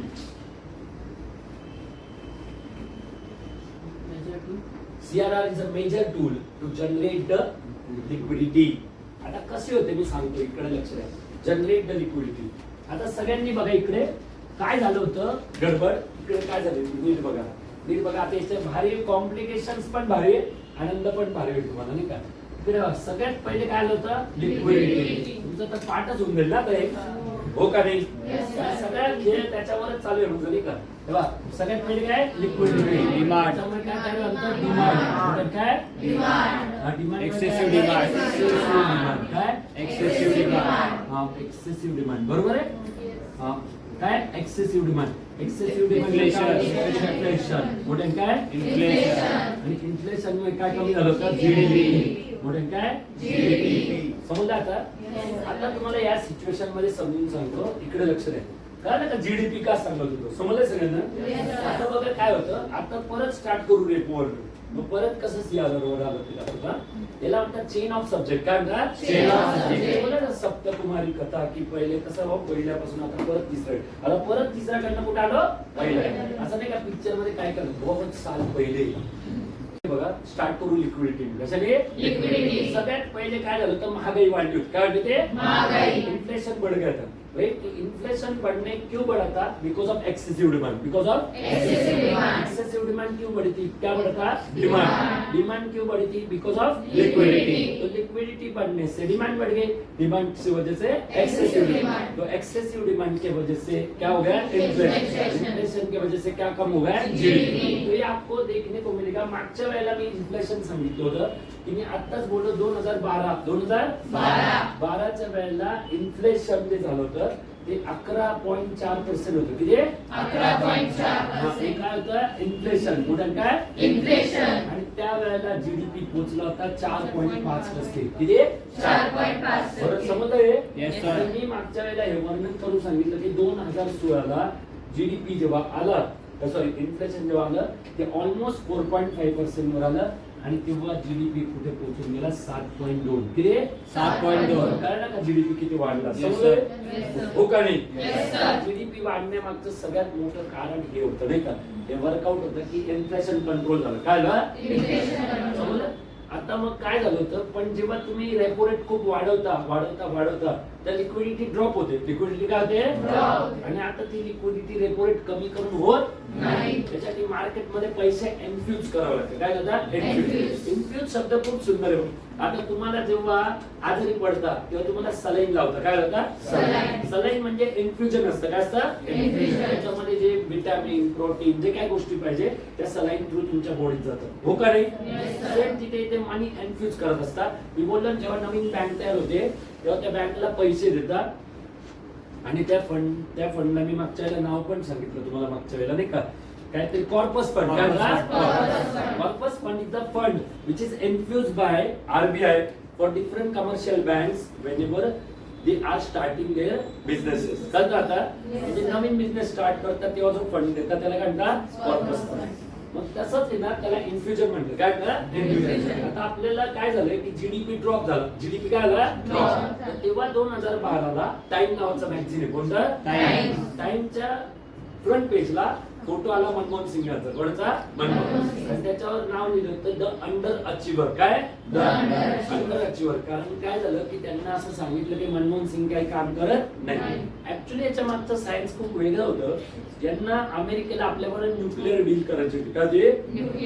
आणि मनमोहन सिंग जेव्हा तिकडे गेले तर मनमोहन सिंगांनी न्यूक्लिअर डीलवर साईन करायला नकार दिला. न्यूक्लिअर डील काय होती? आता रशियाकडे काय? रशिया जवळपास 1600 ते 1800 न्यूक्लिअर बॉम्ब आहे. अमेरिकेकडे 1200-1400 आहे. असं करत भारताकडे 300, पाकिस्तानकडे बंद पडलेले 70 आहे. बांगलादेशकडे फक्त अणुबॉम्बचं चित्र आहे. नेपाळकडे अणुबॉम्बचं चित्र आहे. नेपाळ अणुबॉम्ब काय होतं? जागते राहू. ते जागते राहूच करत राहते. नेपाळ एक अवघड आहे बरं. आपल्याला डोळे दाखवतो लिक्विडिटी. आता त्यांना लिक्विडिटी वाढवायची होती. तर जेव्हा ये बात को समझ लीजिए कि जब भी जीडीपी ड्रॉप होता है. काय होता? GDP drop. 2012 ला तुम्हाला कदाचित माहिती नसेल, त्यावेळेला काय होतं? एम्प्लॉयमेंट ड्रॉप होते. एम्प्लॉयमेंट ड्रॉप मोठे. काय ड्रॉप होते? एम्प्लॉयमेंट ड्रॉप होते ना, तेव्हा देशामध्ये 101% क्राईम वाढतो. काय होतो? आता मोस्ट ऑफ द क्राईमचं मेन रूट आहे एम्प्लॉयमेंट. काय? एम्प्लॉयमेंट. तो जब एवढा एम्प्लॉयमेंट जब एम्प्लॉयमेंट रहते ना तो इंसान से क्राइम नहीं होता है जल्दी. नहीं का? तो इसलिए एम्प्लॉयमेंट बढ़ाना बहुत ज्यादा जरूरी है. और एम्प्लॉयमेंट कब बढ़ती है? तब मार्केट में लिक्विडिटी हो. लोग क्या करते हैं? कुछ बाय करते. तो कुछ बाय करते तो मैन्युफैक्चरिंग होती है. क्या होती है? मैन्युफैक्चरिंग के वजह से एम्प्लॉयमेंट बढ़ती है. समझ आता? हो का नहीं? That's why in the Diwali season plenty of people come out of the market, come in the market and they buy the things. They buy the things aggressively. क्या? बहुत aggressive buying करते हैं. इसके वजह से मार्केट में demand बढ़ती है और डिमांड के वजह से बहुत ज्यादा एम्प्लॉयमेंट जनरेशन होता है. समझ रहे सगळ्यांना? हो का नहीं? तो अगर हमें जीडीपी बढ़ाना है, क्राइम कम करना है, तो डेफिनेटली मार्केट की लिक्विडिटी बढ़ाना बहुत जरूरी है. अभी मार्केट में लिक्विडिटी कैसे क्रिएट होती है? जब मार्केट में सीआरआर कम हो जाएगा. सीआरआर क्या हो जाएगा? मोटे का सीआरआर क्या हो जाएगा? कम. तो सीआरआर कम हो जाएगा तो नेचुरली मार्केट में आरबीआई के तरफ पैसे कम देने पड़ेंगे कमर्शियल बैंक को. समजलं सगळ्यांना? हो का नाही? बोला बरं का, कारण खूप कॉम्प्लिकेशन विषय मी सांगितलं तुम्हाला.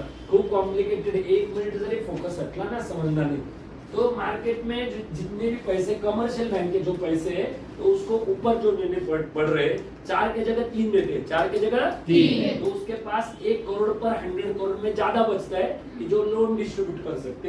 तो लोन डिस्ट्रीब्यूट कर सकते हैं तो मार्केट में लोन अमाउंट बढ़ती है. लोन अमाउंट बढ़ती है तो डिमांड बढ़ती है. क्या बढ़ती है?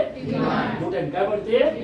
और डिमांड बढ़ती है तो इमीडिएटली एक्सेसिव डिमांड नहीं बढ़ती. पहले डिमांड बढ़ती है. मोठ्याने बोला काय? डिमांड. हां लाऊड बोला. पहिले काय वाटतं? डिमांड. पहिले काय वाटतं? लिक्विडिटी. मोठ्याने काय? Liquidity.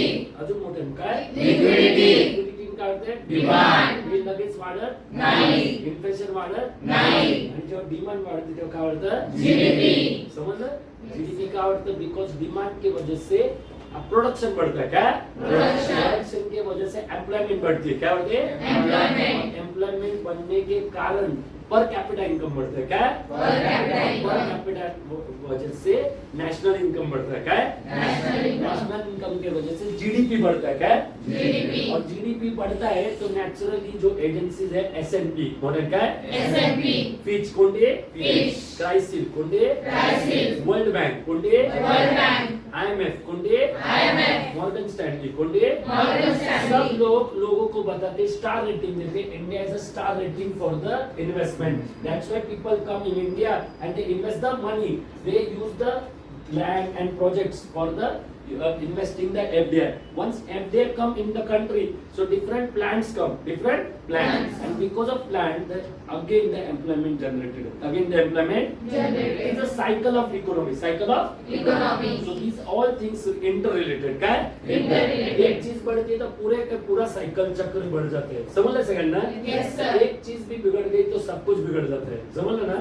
Yes sir. That's why they want to surveillance. इसलिए आरबीआई को बैंकर्स बैंक कहते हैं. क्या कहते हैं? Bankers They bank. have the responsibility of liquidity.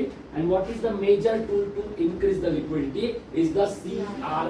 क्या कहता है? CRR. That's why they said that CRR is the major tool to maintain the liquidity in the country. समजलंय सगळ्यांना? Yes, sir. समजलंय? आता इकडे बघा सगळ्यांनी, तुम्हाला असं माझ्या नाही वाटत की एवढा कॉम्प्लेक्स सिनारिओ सिस्टमॅटिक समजवलं? हा मोठा हो का नाही? Yes, sir. बघा किती कॉम्प्लिकेशन. तुम्ही पाहिलं का मी 6-7 वेळा तिथे येऊन गेलो माहिती ना सर? हो. 6-7 वेळा आलो पण मला असं रीप नव्हती भेटत. हो का नाही? Yes, sir. हा मग एकदम भेटली तर आता परत increase the Liquidity. Increase the Liquidity. Decrease the CRR. Decrease the CRR. तिथे खाली लिहून घ्या. To increase the liquidity, generally RBI generally to increase the liquidity, RBI generally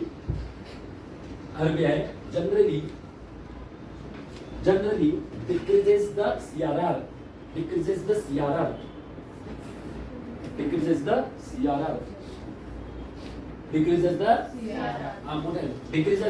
CRR.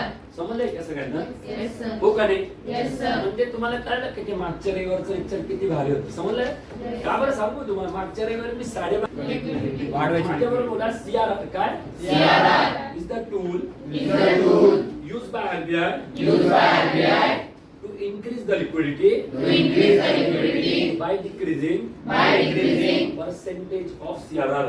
percentage of CRR. म्हणजे CRR पर्सेंटेज कमी केलं का liquidity वाढवली. समज. आता मला सांगा CRR जर वाढवला तर काय होईल? लिक्विडिटी कमी होईल. हेच मी तुम्हाला सांगत होतो. म्हणून तर तो जोक सांगितला होता नाही का, की पहिला हे माझे दादाजी हे कळलं का? म्हणजे तुम्ही त्या हिरोईन सारखेच झाले नाही का? मला हेच सांगितलं म्हणून मी आठवणीने जोक सांगितला की इकॉनॉमी मध्ये उलट जायचं नाही. हे लक्षात आहे. इकॉनॉमी मध्ये कधी उलट जायचं नाही. मॅथमॅटिक्स नाहीये ते. समजलं? आता जेव्हा CRR वाढवता त्याचा लिक्विडिटीशी संबंध नाही. त्यांनी सांगितलं. ऐकून घ्या. आता एखाद्या देशात भूकंप झाला, सुनामी आली, काय Tsunami. बरोबर ना? त्याच्यानंतर ज्वालामुखी, बरोबर काय झाला? ज्वालामुखी. ज्वालामुखी भडकला, बरोबर. त्याच्यानंतर अजून काय होतं? मोठ्या मोठ्या गोष्टी काय? महापूर आला, काय आला? महापूर. दुष्काळ आला, बरोबर. अजून भरपूर काही गोष्टी झाल्या नाही का? तर खूप गोष्टी झाल्या ज्याला नॅचरल कॅलॅमिटीज म्हणतात. काय म्हणतात? whenever a country faces the crisis of natural calamity, काय? That is disaster, काय? Disaster. Because of that disaster, country get in the economical crisis. Country काय होते? Economical Crisis. In that situation, RBI used CRR as a tool of safety. Tool of Safety. मतलब tool of safety करती है. क्यों करती है? त्याचं कारण काय असतं? तर किती पैसे होते? 100 करोड. म्हणून काय? 100 करोड. हा त्याच्यापैकी त्यांनी आरबीआयने किती घेतले? 4 करोड. किती आहे? 4 करोड. आता या 4 ऐवजी आरबीआयने किती घेतले? 5. 5. आणि पैसे किती होते? 100. आता काय झालं की पहिल्याच्या काळी असं होतं की आपल्याला 100 करोड जमवायला, बरोबर ना, 100 करोड जमवायला आपल्याला 25 बँका होत्या. किती? 25. त्या 25 बँकांनी 5 दिलं तर किती झाले? 125. 125. सेफ्टी वाढली का नाही? हो. हो का नाही? म्हणजे एक ऐवजी 1.25 बँक बुडाले, बरोबर, जास्त बुडाले, बरोबर. एखादी बँक 25% बुडाली. समजा मी वाढवले 5 करोडचे, असं जरा 8 करोड केले. किती? 8. तर माझ्याकडे किती झालं ना? 200. म्हणजे 2 बँक बुडाल्या तरी सर्वाइव्ह करू शकतो. हो का नाही? Yes, sir. येस और नो? Yes, sir. क्रायसिस होते ना, लोकांचा बँकेवरनं विश्वास उडून जातो. हो का नाही? Yes, so sir. At that time government announces CRR increment Increment. To protect the investors fund, protect the investor. ज्यादा से ज्यादा पैसा ये आरबीआई के पास रखते ताकि देश में क्राइसिस न बढ़े. क्योंकि अगर एक बैंक में कोई क्राइसिस हो गया बहुत बड़ा तो लोगों का पैसा जा सकता है. खरं का नाही? Yes, sir. हो का नाही? Yes, sir. असं म्हणा, एखाद्या घरी भांडणं चालू आहे, दरोडेखोर लुटायला आले, बरोबर, दरोडेखोर लुटायला आले आणि त्यांच्या मित्र आहे, त्याला कळतं की दरोडेखोर लुटायला येतो, लगेच तो तुझे पैसे माझ्याकडे देऊन ठेव. हो, दरोडेखोर आले तर तेवढ्या रिकामं करत राहशील. हो का नाही? आणि काही काही लोकांना दरोडेखोर लुटायला आले लगेच उधार देते. हे तुझे 500 राहिले होते, गेले ते गेले जागेवर, नाही का? समजलं आता? तर त्यामुळे असं होतं ना. आता तसं दरोडेखोर लुटायची तर नाही. आता मोबाईल आहे, सायबर क्राईम वगैरे, नाही का? त्याच्यानंतर बँकेत सगळ्यात मोठा दरोडेखोर तर सीडीएम मोठे समजलंय का? Yes, sir. तर मी तुम्हाला एक आकडा देतो, एकदम जबरदस्त रिसर्च करून ठेवलाय मी बघा. म्हणजे मला तुम्हाला आत्तापासून नाही, ज्यांना म्हणजे हे जे आता बोलतात ना, तेव्हा मोदींनी काय काम केलं हे तुम्हाला याच्यात दिसेल बघ. म्हणजे त्यांचं काम काय चांगलं आहे लगेच समजेल बघा. याच्यात 3 गोल आहेत. किती आहे? 3. नीट ऐका बरं का. म्हणजे CRR चे 3 गोल आहेत. तुम्ही पाहिलं का, मी प्रत्येक रेटला एक टाइम दिलेला आहे. समजलं आता? प्रत्येक रेट म्हणजे फक्त त्याची व्याख्या सांगितलेली नाही, ते समजून सांगितलं की तुम्हाला कसं होतं. नीट ऐका बरं का. CRR चे 3 सिग्निफिकन्स किती? 3. पहिला आहे सेंट्रल मनी सप्लाई. काय? Central money supply. मतलब RBI से जो पैसा सब बैंक में आता है उसका सप्लाई का मैनेजमेंट CRR है. काय? CRR. मोठे समजलं सगळ्यांना? Yes, sir. हा, मोठे बोला. काय? Central money supply. काय? Central money supply. अजून मोठे काय? Central money supply. दुसरा एन्शुर्स लिक्विडिटी. काय? Ensures मी liquidity. आता सांगितलं ना पॉइंट, एन्शुर्स लिक्विडिटी. समजलं काय? Yes, sir. आणि तिसरा आहे नो इंटरेस्ट ऑन. काय? No No interest. interest. हा तुमच्या परीक्षेला प्रश्न विचारला, आकांक्षा इंट्रोला पण विचारलाय नाही का. हा क्वेश्चन विचारलेला आहे कि क्या CRR लेने के ऊपर RBI कमर्शियल बैंक को इंटरेस्ट रेट देती है क्या? तो दे नहीं. देयर इज नो इंटरेस्ट काहीच इंटरेस्ट भेटत नाही. समजलं? म्हणजे काय ना का बँकेला किती लक्षात ठेवावं लागतं नाही का, किती बारीक बारीक गोष्टी आहेत. समजतंय?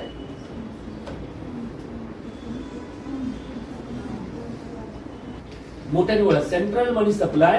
Central money supply. Ensures liquidity. Ensures liquidity. No interest on. काय? No interest on. इन्फ्लेशन. नीट बघा, इन्फ्लेशनचं जे चार्ट आहे ना, तर ते मी आणलेले बघा, सगळं आणलेले आहे तुम्हाला की काय स्थिती झाली होती 2008 ला. तर ते जे इन्फ्लेशनच्या अगेन्स्ट, कसं आहे? इन्फ्लेशनच्या अगेन्स्ट CRR काय झाला ऐकून घ्या. 2008 किती? 2008. नीट ऐका, मी पूर्ण 20 वर्षाचे जे CRR आहे ना ते आणले तुम्हाला. 2008 ला 9% होतं. किती? 9%. त्याच्यात 100 रुपये की 9 रुपये तर द्यावे लागायचे RBI ला. कळतं ना? जर 9 रुपये जर बँकेला देत असतील तर मार्केटमध्ये पैसे राहू शकतं का? नाही. त्याच्यामुळे रोजगार. पण 2008 लाच का दिलं? 2008 ला जागतिक मंदी आली होती. का ते? जागतिक मंदी. व्हॉट्स ग्रेटेस्ट रिसेशन म्हणतात नाही का. तेव्हा अमेरिकेतल्या 14 बँक बुडाल्या होत्या, त्याच्यापैकी लेमन ब्रदर्स. काय? Lehman Brothers. खतरनाक होती. पण तेव्हा फायनान्स मिनिस्टर म्हणजे तेव्हा प्राईम मिनिस्टर कोण होता? डॉक्टर मनमोहन सिंग. म्हणजे बुद्धिमान माणूस होता का नाही. त्यामुळे इकॉनॉमी मरू दिली. नाही. तेव्हा हा असा एक इंटेलिजंट माणूस असण्याचा आहे. नाही का, त्याच्या समोर राहुल गांधींनी त्यांचं बिल पाडलं होतं. मग मनमोहन सिंगांच्या समोरच त्यांचं बिल पाडून दिलं. आणि आता म्हणतो का मोदी असे आहे, ज्या तुझ्या हातात एवढा मोठा हिरा होता. 2008 मोठ्या वेळ काय? 2008. लवकर काय? 2008. 9% किती? 9%. हा 2006. 2006. आता तिथून सांगा तुम्ही फक्त ऐका. 2006 5%, 2007 7.5%. किती? 7.5%. 2008 9%. 2008 काय? 9%. आता 6 ला का बरं 5 होता? कारण त्याच्या आधी बीजेपी गव्हर्नमेंट होतं, हे लक्षात ठेवा. अटल बिहारी वाजपेयी. हा त्यांचे नीती आहे का ते ना इंटरेस्ट रेट कमी ठेवतात कारण की बिझनेसला फायदा. कशाला? Business. काँग्रेस नेहमी जास्त ठेवतं कारण म्हाताऱ्या लोकांना जास्त व्याज मिळालं ना, ते खुश राहतात, मतदान करतात. नाही का? स्ट्रॅटर्जी आहे. दोघांमध्ये फरक आहे, थिंकिंग प्रोसेस. काय? दोघांचे फायदे. असं काही नाही की त्यांचा फायदा नाही. बरोबर? तर त्याच्यानंतर 2009 5% किती? 5%. त्याच्यानंतर 2010 6%, 2011 4.5%, 2013 4%, 2014 ते 19, 2014 ते 19. म्हणजे नरेंद्र मोदी पंतप्रधान झाले 5 वर्ष लगातार 4%. लगातार 4%. मी आता बोललो ना, FDI कधी येतात जेव्हा इंटरेस्ट रेट स्टेबल राहतात. काय काय येतात? हो का नाही? Yes, sir. So, यांची पॉलिसी बघा, हे फायनान्स मिनिस्टर बदलत नाही, इंटरेस्ट रेट बदलत नाही, मंत्री लवकर बदलत नाही. यांच्या स्टॅबल पॉलिसीમાં इन्व्हेस्टमेंट जास्त आहे. समजले काय? हा, यांच्या त्याच्यामुळे हे देशामध्ये काम करू शकले स्टॅबिलिटीमुळे. कशामुळे? Stability. हा, हे ते महत्वाचं आहे. त्यात सगळ्यांना माहिती की हा मंत्री राहणार आहे, याच्या पॉलिसी काय, नेचर काय, कशी सिस्टम आखायची. आता बघा, मी 2010 ला मॅथमॅटिक्सचा टीचर विजय कामत सर, 2026 ला मॅथमॅटिक्सचा टीचर. 2021 3.5 काय? 3.5. 2021 ला एवढा कमी का केला असेल? कोरोना. हा विचार करा. कोरोना मोठा काय? कोरोना. कोरोना मध्ये काय झालं होतं? पैसा नव्हता ना मार्केटला, त्याच्यामुळे. त्याच्यानंतर 2022 4.5, 2023 4.5, 2025 26 3%. किती? 3. म्हणजे आताचा CRR 3% आहे. समजले सगळ्यांना? मोठे समजलं आहे का? मयुरी मोठ्या बोला आहे का? Yes sir. हर्षल वाघ मयुरीच्या घरी NPA काय? NPA. आणि NPA नॉन परफॉर्मिंग ऍसेट काय असते? नवीन पेजवर आहे, नवीन पेजवर आहे. NPA खूप महत्वाचं आहे ते, त्याच्यावर क्वेश्चन्स पण खूप असतात, खूप काय काय गोष्टी असतात. NPA माझ्यावर नॉन परफॉर्मिंग ऍसेट काय? Non performing asset. Loud one काय? Non performing asset. अजून मोठ्याने काय? Non performing asset. म्हणजे तुम्ही सगळे आहे नॉन परफॉर्मिंग एसेट. आता नॉन परफॉर्मिंग एसेट म्हणजे काय असतं? आप जब इकडे लक्ष द्या, आप जब कोई लोन है ना 90 डेज के लिए 90 days. 90 डेज तक आप फुलफिल नहीं कर पाते तो उसको एनपीए कहते हैं. क्या कहते हैं? एनपीए. ये बुक पे गूगल पे सब पे इंफॉर्मेशन देते हैं, पर मेरी इंफॉर्मेशन ऐसे नहीं. मेरा कहना है द लोन काय?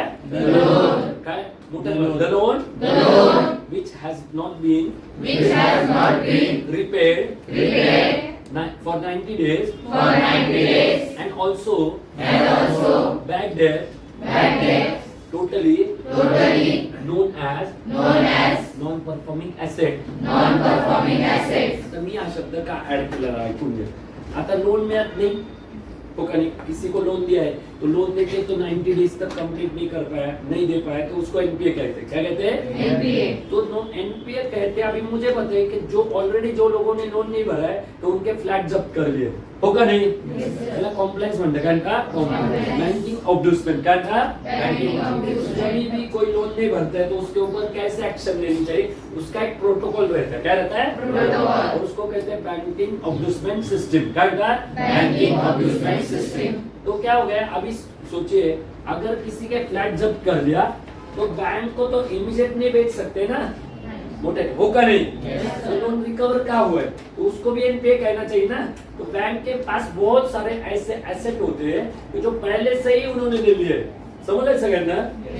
होगा नहीं. Yes, sir. तो बेच नहीं पाते तो इसको बैड डेट कहते हैं. क्या कहते हैं? बैड. और ये डेफिनेशन आपको गूगल पे नहीं मिलेगी, ये आपको आरबीआई वगैरह जो लोग सिखाते हैं ना ट्रेडर, उनके पास रहते हैं. It's a practical definition. काय म्हणतात? Practical definition. आम्ही जमिनीवर हे डेफिनेशन म्हणजे इंटरव्ह्यूला गेले तर बॅड डेट शब्द वापरा. आता बॅड डेट हा शब्द खूप सुंदर आहे. डेट शब्दाचे दोन अर्थ आहेत. इन्वेस्टमेंट करता है ना तो दो तरीके के इन्वेस्टमेंट होती है. एक डेट इन्वेस्टमेंट होती है. क्या होती है? Debt. मोठे कोणते? Debt. और दूसरी इन्वेस्टमेंट रिस्क ओरिएंटेड होती है. क्या होती है? Risk oriented. हाँ इकडे बघा काय होते? Risk oriented. तो जैसे हम कोई पैसे किसी सेक्टर में इन्वेस्ट करते हैं और वहां का इंटरेस्ट रेट होने का Interest rate. फिक्स होता है. क्या होता है? Fix. ड्यूरेशन फिक्स होता है. Duration Fix. तो उसको डेट कहते हैं. उसको क्या कहते हैं? Debt. Debt. There is a zero chance that the money invested in the debt market will be decreased. म्हणजे याच्यामध्ये जे पैसे इन्व्हेस्ट करणार ते कधीही कमी होत नाही. उदाहरणार्थ बँकचे पैसे कधी कमी होतात का? नाही. मला सांगा, तुम्ही बँक मध्ये पोस्टामध्ये पैसे ठेवतात ते कमी होतात का? नाही. तर त्याला डेट इन्व्हेस्टमेंट म्हणते. कारण का? Debt. डेट इन्व्हेस्टमेंट कोणकोणते आहे देशनी, कोणते असतात याच्यावर क्वेश्चन्स विचारतात. याला बाय प्रोडक्ट ऑफ बँक म्हणतात. कारण का? By product of. आता बघा मी शिकवतोय एमपीए पण चालू बाहेर आहे का नाही? तर लोक विचारतात याचा काय उपयोग आपल्या एक्झामला. अरे हे सगळं बँक विचारतात. डेट मार्केट विचारतात, त्याचं मिनिमम फंडिंग विचारतात, डिपॉझिट विचारतात. त्याच्यानंतर जर एखाद्याने त्याच्यात फॉल्ट केला तर त्याला फाईन किती करोड असते ते पण विचारतात. कळतं आता? हो का नाही? Yes, sir. त्यामुळे याच्यातले कॉमर्सचे स्टुडंट बसलेले, त्या कॉमर्सला हे विषय होते ना बँक मध्ये. Yes, sir. खरी गोष्ट आहे का नाही? Yes, अहो, sir. मोठ्याने मला ना कॉमर्सचे किती स्टुडंट आहे हात वर करा बरं. हो का? हे होतं का नाही इकॉनॉमिक्स मध्ये तुम्हाला? Yes, sir. आणि एवढं डिटेल समजलं होतं का? नाही. आता ते तुम्हाला कोण शिकवतं ना? सायन्सचा स्टुडंट. कोण शिकवतं? Science. लक्षात आहे. म्हणजे बघा प्रियंका रिपोर्टला असले होते की सायन्सच्या स्टुडंटनी खाऊन घेतलं बरं का मुलांना. करेल ना? पाहिलं खरी पूर्ण काउंटचा अर्थ काय असतो? कोणते प्रॉडक्ट किंवा कोणत्या गोष्टी डेट फंड मध्ये असतात? सगळ्यात पहिले असतं बँक. सगळ्यात पहिले असतं Bank. बँक मध्ये इन्व्हेस्ट केलेले पैसे कधी कमी होतात का? नाही. पण लोक बोलतात ना अमेरिकेसारखं बना. कसं काय बना? अमेरिकेची बँक आहे इन्व्हेस्टमेंट बँकिंग, भारताची बँकिंग आहे डेट बँकिंग. काय? Debt banking. अमेरिकेत बँकेत ठेवलेले पैसे कमी पण होऊ शकतात, भारतात बँकेतले पैसे कमी होत नाही. सेफ्टीच्या दृष्टीने जगातल्या सर्वात श्रेष्ठ बँकिंग व्यवस्था कुठे? समजलं का? आणि जगातल्या सर्वश्रेष्ठ बँकिंग व्यवस्थेमध्ये तुम्ही जॉबला जाणार आहे. कळतंय का नाही आता? तुम्हाला किती अभिमान पाहिजे, खरी गोष्ट आहे का नाही? Yes, sir. जगातले सगळ्यात जास्त टॅक्स बुडवणारे लोक कुठे? इन्कम टॅक्सला गेलं तर तुम्हाला खूप संधी पकडायला तर ते तुमच्याकडे तलवारच घेऊन चालू. किती चान्स आहे तेव्हा आली पहिले कोणता आहे? बँक. कोणता आहे? Bank. नंतर आहे गव्हर्नमेंट सिक्युरिटी. काय? Government security. मी सांगितलं की गव्हर्नमेंट सिक्युरिटी काय असते, तर तुम्ही गव्हर्नमेंटच्या फंड मध्ये इन्व्हेस्ट करता, तो फंड जाऊन प्रोजेक्ट मध्ये लागतो. पुढे प्रोजेक्ट. पुढच्या वेळेला मी एक्सप्लेन करणार आहे गव्हर्नमेंट सिक्युरिटी. तिसरं आहे, लक्ष द्या, हे जे असतं ना, हे सगळ्याच्या सगळे असतं ना, त्याच्यामध्ये प्रायव्हेट बॉन्ड असतात. काय असतात? Private bond. Private bonds.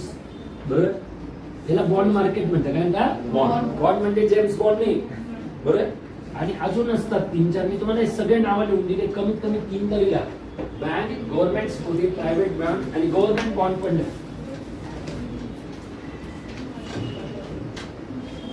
Sorry, debenture. बरं का हर्षल, प्रतीक, डिबेंचर वर खूप वेळा प्रश्न विचारतात. कन्व्हर्टेबल डिबेंचर्स नाही, डिबेंचर्स. आकांक्षा माहिती नाही डिबेंचर्स? माहिती? सीए लोक करतात, गंडवतात डिबेंचर मध्ये. सीए अवघड आहे बरं का. 4 डोळे असते ना, काम करतात. हा, पण सगळ्या सीएना 4 डोळेच असतात. असं का बरं? सौरभ, तुम्हाला चष्मा कसं काय लागला होता? काय तोही पण सीए. नाही, तो उसाच्या शेतात काय आहे ते बघत असतो. गावाकडे गव्हर्नमेंट सिक्युरिटी. काय? Government security. Private bond. काय? Private bond. आणि डिबेंचर्स. काय? Debentures. याच्यामध्ये विचारतात कन्व्हर्टेबल बॉन्ड, त्याचं डिपॉझिट किती, काय सगळं विचारतात. तुम्हाला ना एवढं छान झालं, एक फायनान्शियल अवेअरनेसचं लेक्चर मिळालं. बोलतोय ना, Financial awareness. Of cost. म्हणजे त्याच्यामध्ये बँकच्या बाहेरचं खूप साऱ्या गोष्टी शिकायला मिळाल्या. कळालं तुम्हाला आता ते स्टॉक मार्केटच्या ट्रेनरचं लेक्चर आहे. समजलं आता? आता बघा, रिस्क ओरिएंटेड प्रॉडक्ट कोणते? तेव्हा इथे आहे इक्विटी मार्केट. काय? Equity market. स्टॉक मार्केट मध्ये आहेच. इक्विटी काय असतं, कारण याच्यामध्ये जे मार्केट कॅप असतं त्याला इक्वल पार्ट मध्ये डिवाइड करतं, म्हणजे त्याला इक्विटी म्हणतं. काय? इक्विटी. इक्विटीला अजून एक नाव आहे कॅश मार्केट. काय? Cash market. Cash market. ठीक आहे, म्हणजे इथे डायरेक्ट इन्व्हेस्टमेंट करतात स्टॉक मार्केट मध्ये. बरोबर, समजलं? याच्यात अजून एक सब प्रॉडक्ट आहे IPO. काय? IPO. याच्या बऱ्याच वेळा याच्यावर प्रश्न विचारतात. Initial public offers. काय? Initial public offers. खूप वेळा विचारतात बरं, Yes, sir. याच्यावर क्वेश्चन विचारतात. IPO, FPO. IPO आणि FPO. IPO म्हणजे इनिशियल पब्लिक ऑफर. काय? Initial public offer. मोठ्या वर. काय? Initial public offer. आणि FPO. काय? FPO. Further public offer. काय? Further public offer. पुढच्या वेळेला आहे ना, मी नंतर एकदा सांगेल की IPO कसा लॉन्च होतो. IPO कसा Launch. आज तर पाहिजे संध्याकाळी निघून जाईल नाही का. त्याच्यानंतर काय झालं, तेव्हा लक्षात इक्विटी मार्केट, नंतर फ्युचर मार्केट. काय? Future market option. Future and option हे स्टॉक मार्केट मध्येच असतं, पण एक भयंकर रिस्क असतं. भयंकर रिस्क म्हणजे एकदम याच्यामध्ये रिस्क असते नाही का, जबरदस्त रिस्क असते. बरोबर. तिसरा आहे म्युच्युअल फंड मार्केट. काय? माहिती आहे तुम्हाला म्युच्युअल फंड? ऐकलं सगळ्यांनी? Yes, sir. हा, हे बघा इकडे लक्ष द्या. एकदा इंटरव्ह्यूला पण हा क्वेश्चन विचारला आहे बरं का. What is mean bye NAV? काय? In the mutual fund. काय? म्युच्युअल फंड म्हणजे काय असतं ऐकून घ्या. स्टॉक मार्केटला लोक घाबरतात, बरं ना, काही इथे इन्व्हेस्टमेंट मध्ये लॉस होऊ शकतो, राईट.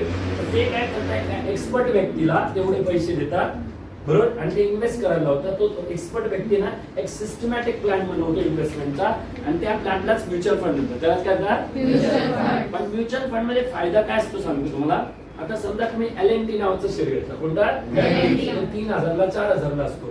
तुम्हाला जर 5,000 इन्व्हेस्ट करायचे, तुमच्याकडे 4,000चा एक शेअर आहे, 5,000 मध्ये काय मिळेल? 1.25 शेअर मिळतील. काहीच भेटणार नाही. आता झंडूचा शेअर, झंडू बाम आहे ना, 35,000ला आहे. इथे काय घेणार तुम्ही नाही का? 35,000ला एक बाम आहे 20 रुपयाला, पण झंडू बामचा शेअर 35चा आहे. बरं, तुम्ही काय घेणार? लक्ष्मी मशीन वर्क 40,000चा शेअर नाही का. बरं, ओरिसा माइन्स 1 लाख रुपयाचा शेअर. काय? मग तुम्ही कुठे घेणार नाही का. पण म्युच्युअल फंड मध्ये काय होतं, समजा तुम्ही 5,000 इन्व्हेस्ट केले किती तर असे 5,000चे खूप सारे लोक इन्व्हेस्टमेंट करतात आणि त्याचा एक कॉमन प्लॅन तयार होतो कळतं का आणि त्याला पोर्टफोलिओ म्हणतात का पोर्टफोलिओ तर असं एक म्युच्युअल फंडची साईज असते 100 करोड किती असे भारतामध्ये 1300 म्युच्युअल फंड किती 1300 बरं का म्हणजे भारताचं म्युच्युअल फंड मार्केट जर बघायला गेलं ना 1300 म्युच्युअल फंड स्ट्रक्चर आहे त्यांचे वेगवेगळे सब प्लॅन ठरले ना तर भारताच्या एकट्या म्युच्युअल फंड मार्केटमध्ये दिवसाला किती दिवसाला 3 लाख करोडच्या वर इन्व्हेस्टमेंट होते म्हणजे भारताकडनं जो टॅक्स येतो ना म्युच्युअल फंड मध्ये आता मी तुम्हाला माझं सांगतो मी एक एक्झाम देत होतो तिचं नाव आहे कॉर्पोरेट फायनान्स ब्रोकर त्याच्यामध्ये असं होतं की त्या एक्झामच्या 4 स्टेज होत्या 3 स्टेज मी पास झालो बरं का तर 3 स्टेज पास झाला आणि 4थ्या जायची होती फक्त तर त्याला ना जे लायसन असतं ना तर ते बॉम्बे स्टॉक एक्सचेंज म्हणजे मुंबई स्टॉक एक्सचेंजला तिथे एक जागा असते तिथे बसायला देतात आणि म्युच्युअल फंड कंपनी जसं यांच्या सीए कडे व्यक्ती येतात की आम्ही आयटी रिटर्न भरलोय सिग्नेचर द्या नाही का हो का नाही तर सीए च्या स्टाम्प शिवाय आयटी रिटर्न जात नाही तसं कॉर्पोरेट फायनान्स ब्रोकर शिवाय तिकडे जात नाही म्युच्युअल फंडला अप्रुव्हल घ्यावं लागतं नाही का आमचा पोर्टफोलिओ तर आम्हाला अप्रूव्ह करून द्या आणि या कॉर्पोरेट फायनान्स ब्रोकरला 2.5% कमिशन असतं किती 2.5 भारतात 100 करोडचा एक फंड असतो बरोबर आणि 1300 कंपन्या म्हणजे यांच्या जर तुम्ही धरलं ना यांचं दिवसाचं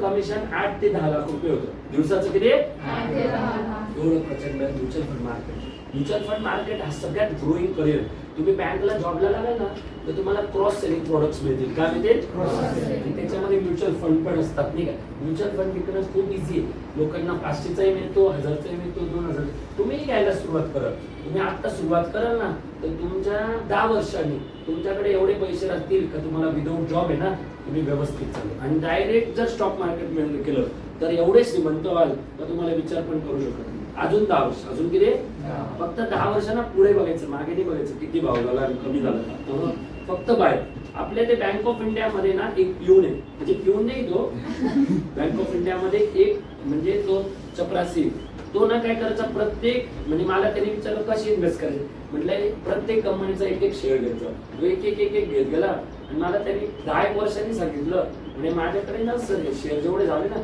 त्याच्यातून मी 3 कार विकत घेतले किती स्टॉक मार्केट मध्ये खूप पावर आहे लक्षात ठेवा खूप प्रचंड पावर आहे पण लोकांना एवढं नॉलेज नाही आणि विदाउट नॉलेज करू पण नाही पण ट्रेडिंग मध्ये गेले तर भिकत मागायला भीक मागण्याशिवाय काही trading is a dangerous scenario दुसरं कोणतं तर फ्युचर दुसरं कोणतं तर म्युच्युअल फंड आता चौथं काय लक्षात घ्या करन्सी मार्केट काय करन्सी मध्ये पण रिस्क असते पण त्याच्यामध्ये हे जास्त काय हे युनिट फंड आहे युनिट फंड म्हणजे युनिट लिंक फंड असे खूप फंड्स असतात हे सगळेच्या सगळे स्टॉक मार्केट असतं ना आणि कमोडिटी मार्केट हे खतरनाक जे कमोडिटी मार्केट असतं ना बापरे हे सगळ्यात जास्त रिस्की बरं का कमोडिटी मार्केट म्हणजे क्रूड ऑइल बरोबर नाही का क्रूड ऑइलची पण ट्रेडिंग चालते गोल्डची पण ट्रेडिंग चालते one of the most riskiest market is a commodity काय सगळ्यात जास्त रिस्क असते नाही काय समजले सगळ्यांनी आता माझ्यावर मोठे बोला पहिले कोणते बँक मोठे काय नंतर नंतर नंतर इक्विटी मार्केट नंतर फ्युचर नंतर म्युच्युअल फंड नंतर युनिट नंतर कमोडिटी आता आजचं लेक्चर आवडलं तर 5 काय it is the loan that is not repaired that is not repaired for 90 days and bad debt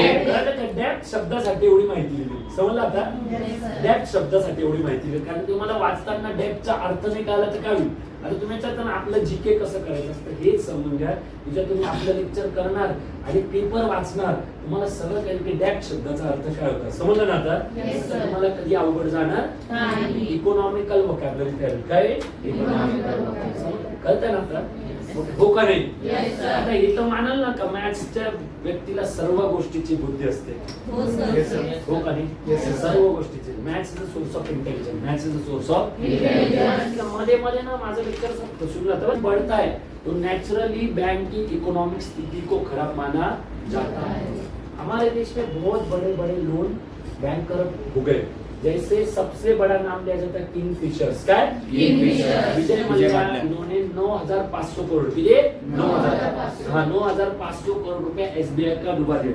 Videocon industry कोणते? व्हिडिओकॉन इंडस्ट्री. सहारा होम्स कोणते? सहारा होम्स. और यस बैंक कोणता? Yes Bank. ऐसे बहुत बड़े बड़े हमारे इधर लोन का ये हो गया. समझ रहे सगळ्यांना? हो का नहीं? Yes, sir. तो सबसे बड़ा नाम है अनिल अंबानी. सबसे बड़ा नाम क्या है? अनिल अंबानी. अनिल अंबानी का तो कितना लोन, बाप रे, कितना रिस्ट्रक्चर हुआ है. तो ये सब बैंक को एनपीएफ बहुत बड़ा प्रॉब्लम है. और छोटे लेवल में भी है. जो किसान लोग है ना, किसान, इनका तो बहुत ज्यादा ऐसे होता है शेतकऱ्यांचं, इनका लोन बहुत बार रिकवरी के बहुत बाहर जाता है. क्यों? Political pressure. क्या? क्योंकि अगर एक किसान आत्महत्या कर लेता है तो पूरे गांव का लोन माफ कर देते हैं, नहीं क्या? ये बहुत danger. So suicide is one kind of blackmailing. क्या है? ब्लैकमेलिंग. मैं तो कहता हूँ जिस दिन सुसाइड कर लेगा ना, उसी दिन उसके ऊपर केस लगा के उसकी प्रॉपर्टी जब्त करने का सिस्टम होता है. One is known as standard asset. क्या है? Standard asset. वो है क्या? Standard asset. That is risky, but still chance have a recovery. मतलब कोई लोन है कि जो रिस्की तो बहुत है, बट उसके चांसेस है रिकवरी, उसको कहते हैं स्टैंडर्ड एसेट. क्या है? Standard asset. समझते सगळ्यांना? Yes, sir. Yes, sir. सगळ्यात पहिले बोल स्टँडर्ड एसेट. काय? Standard asset. That is risky but Risky but. बोल काय? Risky but. Risky but Risky but. Still have chance Still have a chance of recovery. Of recovery. जो loan हम recover कर सकते हैं, ऐसे बैंक को लगता है ना कुछ पैरामीटर्स के अंदर, तो उसको कहते हैं स्टैंडर्ड. Doubtful asset. काय? Doubtful asset. मतलब ये लोन मिलना तो संभावना है, बट धुमल है. काय? आहे चांसेस, पर हो भी सकता है और बरं. There is a confusion. There is a Confusion. और उसके बाद है लॉस एसेट. उसके बाद है Loss asset. मतलब ये इसके होने के चांसेस, नहीं. जैसे मैं लाइब्रेरी कहता ना, इसके होने के चांसेस नहीं. क्यों नहीं? क्योंकि अगर चालू लेक्चर में स्पेलिंग माझ्याकडनं सारखं चुकते. काय स्पेलिंग आहे आपल्याकडे? डबल टी चे का? डबल टी आहे का?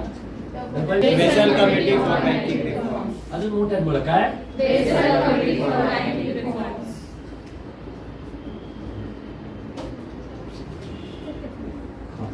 आता बेसल कमिटी काय? What is mean by Basel? Basel एक आहे ना रिव्हरची. काय? River. आहे म्हणजे कुठे? स्वित्झर्लंड. स्वित्झर्लंड. मी जातो फिरायला तिथे, नाही का? तर बेसल कमिटी आहे ना, तिथे बसतात ना लोक पाणी पिण्यावर शेंगदाणे कधी. तर तिथे ना बेसल कमिटीमध्ये काय होतं की बेसल कमिटी ऐसी की 1974 इट वॉज फॉर्म इन 1974 स्वित्झर्लंडच्या जिनेव्हामध्ये स्थापन झाली. जिनेव्हा. बरोबर? स्वित्झर्लंडची काय? जिनेव्हा. जिनेव्हा GENEVA जिनेव्हामध्ये स्थापन झालेली. सिग्नल पासून काळी पिवळी भेटली. जिनेव्हाला जातो नाही का, वाबी रोडला गेलं आंगरी वगैरे तिथून राईट लावायचं, लगेच जिनेव्हाला जायचं. समजलं का? आणि भारतनगर मधून गेलं ना तर Basel committee, the aims of the Basel committee, strengthening bank regulation. Strengthening bank regulation याच्यावर एक क्वेश्चन विचारतात बरं का बेसल कमिटीवर. कधी स्थापन झाली? बेसल नॉर्म्स कोणते आहे? सब पूछते. Strengthening bank regulations. Strengthening bank regulations. Second आहे supervision and risk practices. Supervision and risk practices. Supervision and risk practices. And third voluntary compliance. Voluntary compliance मतलब ये कंप्लायंस रहता है इनका बैंक के जो दूसरा है सुपरविजन एंड रिस्क प्रैक्टिसेस आणि तीसरा है वॉलेंटरी कंप्लायंस. वॉलेंटरी कंप्लायंस झालं. आता बघा इकडे लक्ष द्या. तो मैंने अभी बताया ना स्ट्रेंथनिंग बँक रेग्युलेशन म्हणजे बा लोन कसं दिलं पाहिजे. आता लोन बुडतं का? ऐकून घ्या, इकडे लक्ष द्या. लोन का बुडतं? कारण आपल्याकडे डॉक्युमेंटला महत्व देतं. कशाला? Document. डॉक्युमेंट आधार कार्ड, पॅन कार्ड हे तर आहे, पण पूर्वी तुम्हाला माहिती आधार कार्ड पॅन कार्ड पण डुप्लिकेट बनायचं नाही का? आधार कार्ड नाही बनू शकत पण पॅन कार्ड बनायचं माहिती ना आता. कारण आधार कार्ड बायोमेट्रिक आहे. काय? Biometric. त्याला तर ते आय वगैरे सगळं घेतात नाही का? पण पहिले रेशन कार्ड वगैरे सगळं बनवून जायचं नाही का? त्याच्यामुळे ना डॉक्युमेंट मध्ये फेक करता येतं, फेक इन्कम दाखवता येतं. लोक नाही का बोलतात ऑफिस मध्ये, सर मला आहे ना थोडं जास्त इन्कम दाखवा नाही का? तसं होऊन जातं. त्याला फेक डॉक्युमेंटेशन म्हणते. काय का? फेक. याला बँक व्हेरिफिकेशन असतं. काय असतं? बँक. पण व्हेरिफिकेशन नाही लोक सेटल करतात माहिती ना आता. मग त्या सगळ्यांना डिरेग्युलेशन, प्रोटोकॉल न पाळणे, काय न पाळणे, प्रोटोकॉल न पाळण्यामुळे फेक डॉक्युमेंटेशनमुळे एनपीए होतं. समजलं आता? हो का नाही? आता मला एक तुम्ही सर्वांनी सांगा, किंगफिशर एअरलाइन्स काय किंगफिशर एअरलाइन्स 9,500 करोडचं लोन दिलं आणि जेव्हा ती कंपनी विकायला काढली तर 4,500 करोडलाच गेली. मग बँकेचं व्हॅल्युएशन केलं कोणी? तर बँकचं फेक व्हॅल्युएशन केलं होतं. काय केलं होतं? फेक. आमच्या इथेच एम्प्लॉय होते, त्यांचं लोन केलं, ते त्यांचं इथे ऑफिसही नाही, बरं ते इथे जॉबलाही नाही, फक्त आउटसोर्स केलं होतं. त्यांनी फक्त बोर्ड आणून ठेवला. बँकेने मला विचारलं, मी सांगितलं असं असं आहे, झालं, ते गेले, लगेच लोन मंजूर झालं. नाही का? Because of fake valuation, because of काय, तो एनपीए त्याच्यामुळे वाढण्याचे चान्सेस आहे. मला उपाय काय आहे? तर बँकेने काय करायला पाहिजे? बँकेने एक सिबिल स्कोर घेतं. काय घेतं? सिबिल स्कोर काय मी तुम्हाला आधी सांगतो. सिबिलचा अर्थ आहे credit information bureau of India limited. लिहून घ्या, नोट डाऊन करा. सिबिल स्कोरिंग खूप महत्वाचं आहे, याच्यावर खूप प्रश्न विचारतात. तर लिस्का नुसता घड्याळकडे जातं काय झालं. Bureau of India limited. माझ्यावर मोठ्याने बोला. काय क्रेडिट इन्फॉर्मेशन थोडं लाऊड बोल. काय क्रेडिट इन्फॉर्मेशन मोठ्याने आवाज. काय credit information bureau of India limited. सगळ्यांनी बोला. Credit information bureau of India limited. Credit information bureau of India limited. आलं? म्हणजे सिबिल म्हणताय का? सिबिल. सिबिल एक स्कोर असतो. CIBIL is a score which rate the any persons economical activity status. समजलं का? की तुम्ही जे लोन घेता, तुमच्या बँकिंग ट्रान्झॅक्शन जे होतं, तर त्या बँकिंग ट्रान्झॅक्शन राईट आहे का? म्हणजे तुमच्यामध्ये इनवर्ड आउटवर्ड मध्ये फरक आहे का? जास्त पैसे आले आणि कमी गेले तर तुमचं इकॉनॉमिक स्टेटस हाय मानलं जातं ना. नाही तर जेवढे आले तेवढे गेले तर मध्ये काय राहील? तर मुरा ना होणार नाही. त्याच्यामुळे ते फेराफेरी सारखं नाही का? तर पैसे आले जास्त, तुमचा इन्कम जास्त आहे, पण तुमचा आउटवर्ड कमी आहे, तर त्याच्यानुसार तुम्हाला लोन सेट असतं. नाही का? तुमच्यावर इकॉनॉमिकल डिपेंडन्सी किती आहे, किती लोक डिपेंडंट, तुमचे प्रिव्हियस लोन किती आहे, ट्रान्झॅक्शन काय, तुम्ही केलेले चेक, तुम्ही दिलेले चेक, तुम्ही दिलेले चेक, तुम्हाला असलेले ईएमआय, तुम्हाला असलेले EMI, त्याच्यानंतर ईसीएस काय, ECS, आणि त्याच्यानंतर तुमचे बिल्स, तुमचे काय बिल्स, हे तुम्ही टाइमली पे केलेले आहे किंवा नाही. इस पे डिपेंड रहता है कि आपका सिबिल स्कोर क्या रहेगा. समझले सगळ्यांना? Yes, sir. हो का नाही? Yes, sir. Sibil score is a reflection of a person's economical activity, right? And any bank refers the Sibil score to provide the loan. To provide the loan. Loan. But there is a important scenario that there are people, there are people who actually repaid the loan properly, but they don't pay the taxes. Don't pay the Taxes. And nobody knows that you have given the loan on the basis of previous record, but his business is not the dilemma. समजलं का? आता एखादा व्यक्ती properly loan भरतोय पण त्याचा बिझनेसच डबड आहे, त्याची काही गॅरंटी का तो परत पुढे लोन भरेल? नाही. सो बिझनेस असेसमेंट हे फक्त सिबिलवर अवलंबून राहायला नाही पाहिजे. कारण काय असतं, त्याची लॉयल्टी ही काय फक्त सिबिल स्कोरवर डिसाइड होत नाही. तो उसके लॉयल्टी के लिए बहुत बड़ा मेजर होना चाहिए था, वो था टैक्स. काय टैक्स. अगर टैक्स के ऊपर लोन देते कि आपने जितना टैक्स भरा उस हिसाब से आपको लोन मिलेगा, तो लोग ज्यादा से ज्यादा टैक्स पे करते. हो का नहीं? Yes, sir. yes, हमारे इधर आईटी रिटर्न चेक करते, पर आईटी रिटर्न में देखते कि इसने टैक्स कितना भरा, और आप सबको पता है कि ज्यादातर लोग आईटी रिटर्न में टैक्स पूरा भरते नहीं. राइट? सो दैट्स व्हाई there is a sense of less amount of tax paying ability. अगर हम टैक्स को लोन से कनेक्ट करते थे ना, तो लोग ज्यादा से ज्यादा टॅक्स भरते थे. और मी सांगतो तुम्हाला, देशाला विकास जर करायचा तर एकदम सिंपल गोष्ट आहे. तुमच्यापैकी सगळ्या लोकांना वर्षामधून 2 महिने किंवा 1 महिने असं जातं की घर खर्चाला पण पैसे कमी पडतात. हो का नाही? आणि इथं देशाचेच नागरिक आहे. मला ना एवढी प्रोसेस फॉलो करण्यापेक्षा प्रत्येक परिवाराला सबसिड्या वाटण्याच्या ऐवजी जर 50,000 रुपये किती मोठे बोला किती 50,000 ऑटोमेटेड लोन असतं, बरं, वर्षातून एकदा आणि तुम्हाला ते वर्षभर रिपेड करायचं, तर त्यांची फॅमिली बॅलन्स झाली असती का नाही? हो का नाही? त्यांना कळालं असतं की गव्हर्नमेंट आपल्यासाठी काय केलं, लोकांनी लोन रिपेड पण केलं असतं, लोन रिपेड केलं असतं, परिवार नीट चालला असता. नाही का? कधी कधी या महिन्यात फी भरायची असते, पैसे राहत नाही. समजलं ना? आता शेतकऱ्याचं असं होतं की शेती उद्ध्वस्त होते आणि त्या महिन्यात पैसे लागत असतात, कळतं ना? त्या वेळेला लोन साठी धावपळ करावं लागते. ते जर ऑटोमेटेड लोन असतं ना, ते इझी झालं असतं. असं आहे की माझं सिबिल ना, मी एका व्यक्तीला गॅरंटर राहिलो, त्याच्या लिहू नका बरं, लिहू नका. 750 ते 900 किती? 750 ते 900. हा मोठ्याने बोला काय? 750 ते 900. म्हणजे 750 to 900 एक्सलेंट आहे काय? एक्सलेंट. 700 to 749 गुड आहे. 700 to 749 गुड आहे आणि 650 to 699 ऍव्हरेज आहे काय? ऍव्हरेज. आता एखाद्या व्यक्तीचा सिबिल स्कोर कधी चांगला राहतो तर ते काय म्हणतात? पेमेंट हिस्ट्री काय? Payment history. If a person paid the bill on the time and paid the EMI on the time so his payment history is very good.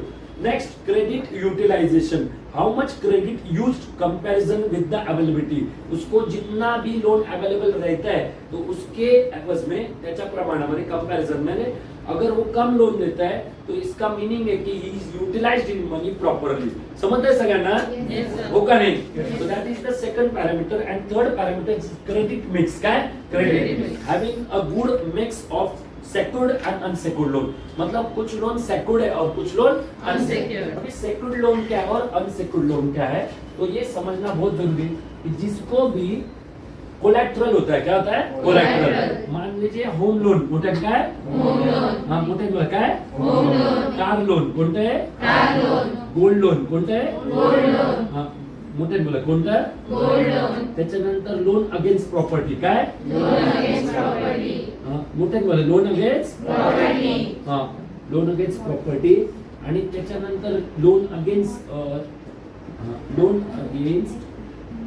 Asset. Loan against काय? Assets. या सगळ्या जो loan है याला secured loan म्हणतात. काय म्हणतात? Secured loan. इसको क्या बोलते हैं? सेक्योर्ड. क्योंकि हम लोन लेते हैं ना उसके अगेंस्ट कुछ देते हैं. हो का नहीं? Yes. पर गवर्नमेंट हमेशा सबसे ज्यादा किसको प्रायोरिटी देते हैं? Home loan. क्या देता? Home loan. होम लोन को क्यों देते हैं? इकडे लक्ष आहे. कारण घर जेव्हा बांधता तर घर बांधताना तुम्हाला सिमेंट लागतं. मोठ्यात काय लागतं? Cement. लावून म्हणा काय? Cement. शेवटच्या भागात आलो आपण. काय लागतं? Cement. स्टील. काय लागतं? Steel. लेबर. काय लागतं? Labor. एवढ्या गोष्टी लागतात ना तुम्हाला. आता घर बांधाल तर लाईट मीटर लावावं लागतं. घर बांधाल तर पंखा लागतो. घर लागलं तर नळ लागतो. घर लागलं तर फ्लोर्स लागतात. घर पाहिजे तर किचन वेअर्स लागतात. घरामध्ये सगळ्या गोष्टी लागतात का नाही? हो का नाही? सो एक घर बांधण्याने मोस्ट मल्टिपल लेवलची एम्प्लॉयमेंट जनरेशन होते. एक मिनिट प्लीज. घर बांधताना तेव्हा मल्टिपल लेवलचं एम्प्लॉयमेंट जनरेशन होतो. हो का नाही? So home is not a business. Home is a multiple level of employment generation tool for the government. That's why government promote the home loan because home loan promotes the employment. Home loan promotes the employment. That's one thing. Other thing is a home is a appreciating asset. क्या?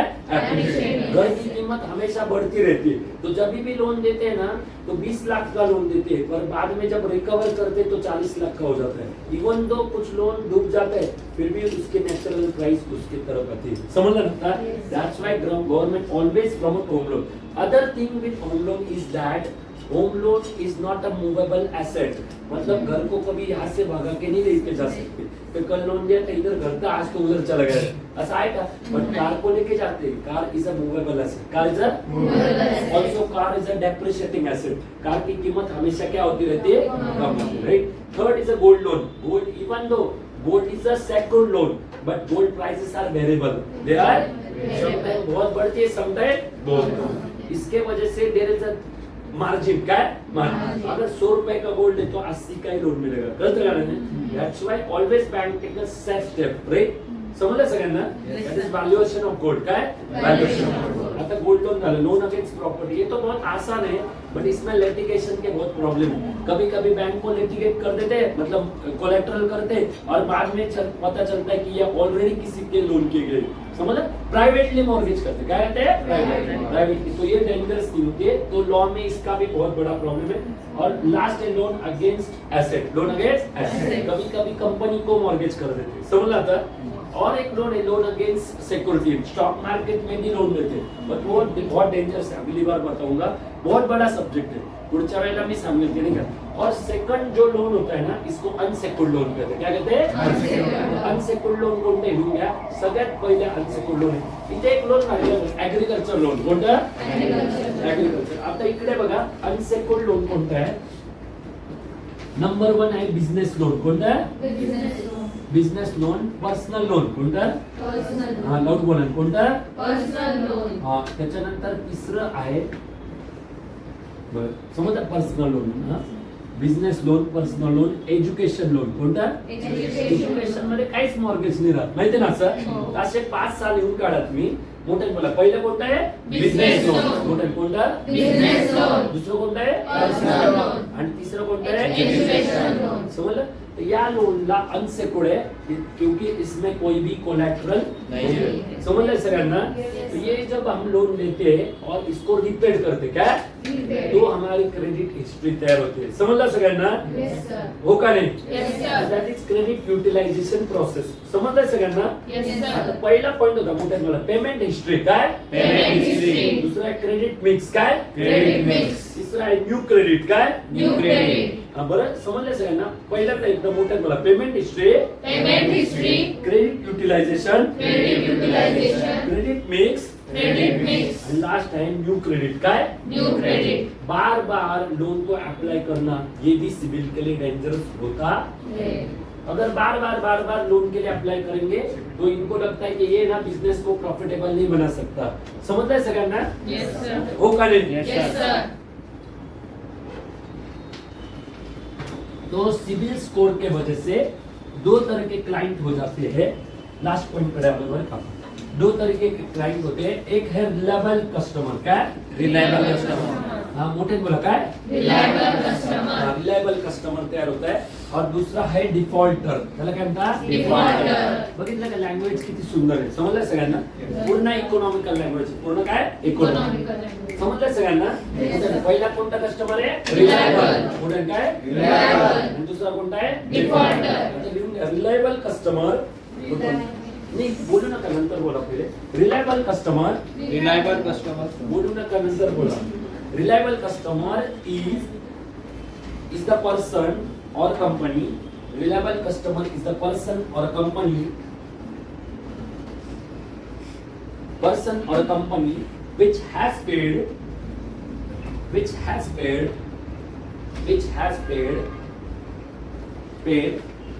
the loan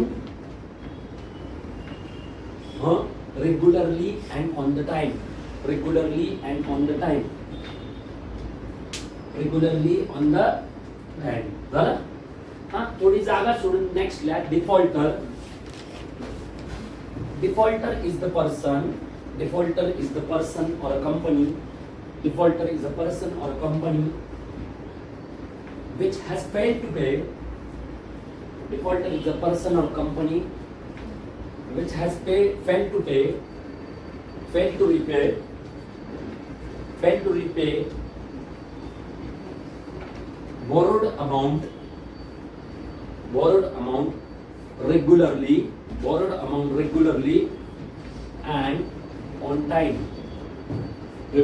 and on time. Right. आता शेवटचा point सांगतो, लक्ष द्या इकडे. Reliable customer आहे मोठे काय. Reliable customer. रिलायबल कस्टमरला काही लिव्हरेजेस भेटतील. हो का नाही. Yes. उसको कुछ एडवांटेज मिलते हैं और डिफॉल्टर को कुछ मतलब पनिशमेंट मिलती है. हो का नाही. Yes, sir. मोठे येस और नो. Yes, sir. फक्त 5 मिनिटं लक्ष द्या आता फक्त. मला रिलायबल कस्टमरला काय मिळेल. Leverage. लिव्हरेजेस. मोठ्या काय होते. Leverages. आणि डिफॉल्टरला काय मिळेल. Punishment. आता लिवरेजेस क्या होते हैं. जब भी आप लोन करते हो और लोन टाइम पे भरते हो तो नेक्स्ट टाइम उसी कंपनी के पास जाते हो तो डॉक्यूमेंट कम करते हैं. डॉक्यूमेंट कम. उतने डॉक्यूमेंट लगते नहीं. नहीं. सेकंड थिंग इंटरेस्ट रेट कम होता है. इंटरेस्ट रेट क्या होता है. कम होता है. और थर्ड है प्रोसेसिंग टाइम कम होता है. प्रोसेसिंग टाइम कम होता है. तो ये 3 चीजें आपको मिलती है और इसके वजह से रिलायबल कस्टमर बैंक के लिए बहुत फेथफुल होता है. समझना सगळ्यांना. Yes, sir. हो का नहीं. Yes, sir. जो बार बार लोन को ठीक से भरते हैं. पर डिफॉल्टर को क्या करते हैं. बिकॉज डिफॉल्टर का टाइम से लोन नहीं भरा है तो उसका सिविल स्कोर कम हो जाता है. सिविल स्कोर क्या होता है. कम. और बैंकिंग के जो भी वेबसाइट होते हैं सब पे सिविल स्कोर रिफ्लेक्ट होता है. तो इसके बैंक के अलावा कोई और बैंक भी उसको जल्दी से लोन नहीं देती है. समझते सगळ्यांना. Yes, sir. हो का नहीं. Yes, sir. That's why your credit history should be plain from the start. If your credit history is very good, then you will be available by different kind of loans. समझ सगळ्यांना? आपको credit card भी जल्दी मिलेगा, loan भी जल्दी मिलेगा, और जब आपको पैसे का प्रॉब्लम है तब आपको जो लिक्विडिटी प्रोसेस का कभी भी प्रॉब्लम नहीं होगा। समझ सगळ्यांना? Yes, sir. Yes, sir. Non as a defaulter is known as a Defaulter. End is a reliable customer. अभी लास्ट पॉइंट ये बताता हूँ, जो भी इंटरेस्ट रेट, जो भी क्या Interest rate. रिलायबल कस्टमर को मिलता है उसको प्राइमरी लैंडिंग रेट कहते हैं। क्या कहता है? Primary lending rate. क्यों क्या? Primary landing rate, primary landing rate is the rate, primary landing rate is the rate at which, primary landing rate is the rate at which, primary landing rate is the rate at which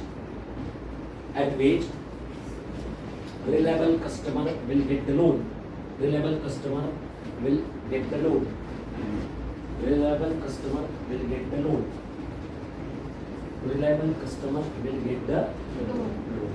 समजते सगळ्यांना? Yes, sir. हो का नाही? Yes, sir. माझ्या role primary lending rate, Primary lending rate थोडं मोठे role काय? Primary lending rate is the rate is the rate at which at which bank provides bank provides loans to reliable customer। to reliable customer. आता मला सांगा, PLR main रेटच्या जास्त असेल का कमी असेल? मोठे काय? कमी कमी. असेल। हा नोट बळ काय? कमी. हा मग कमी कसं ठरवता? एक शेवटच्या मुद्द्याकडे बघा, आरबीआय काय काम करतं? आरबीआय ना एक हायएस्ट इंटरेस्ट रेट ठरवतो। काय ठरवतं? Highest interest rate. आणि एक लोएस्ट ठरवतो। काय ठरवतं? Lowest. आणि या बॅरियर्स मध्येच बँका लोन देऊ शकतात। समजलं अजून? हा त्याला आहे ना स्पेसिफिक इंटरेस्ट मार्जिन म्हणतात। काय का? Specific interest त्याच्या margin. अंडरच आरबीआयचं काम चालतं. समजतं सगळ्यांना? तर लक्षात ठेवा, आज आपण आहे ना रेपो रेटची रिव्हिजन केली। काय केले? Repo rate. मोठ्याने काय केलं? Repo rate.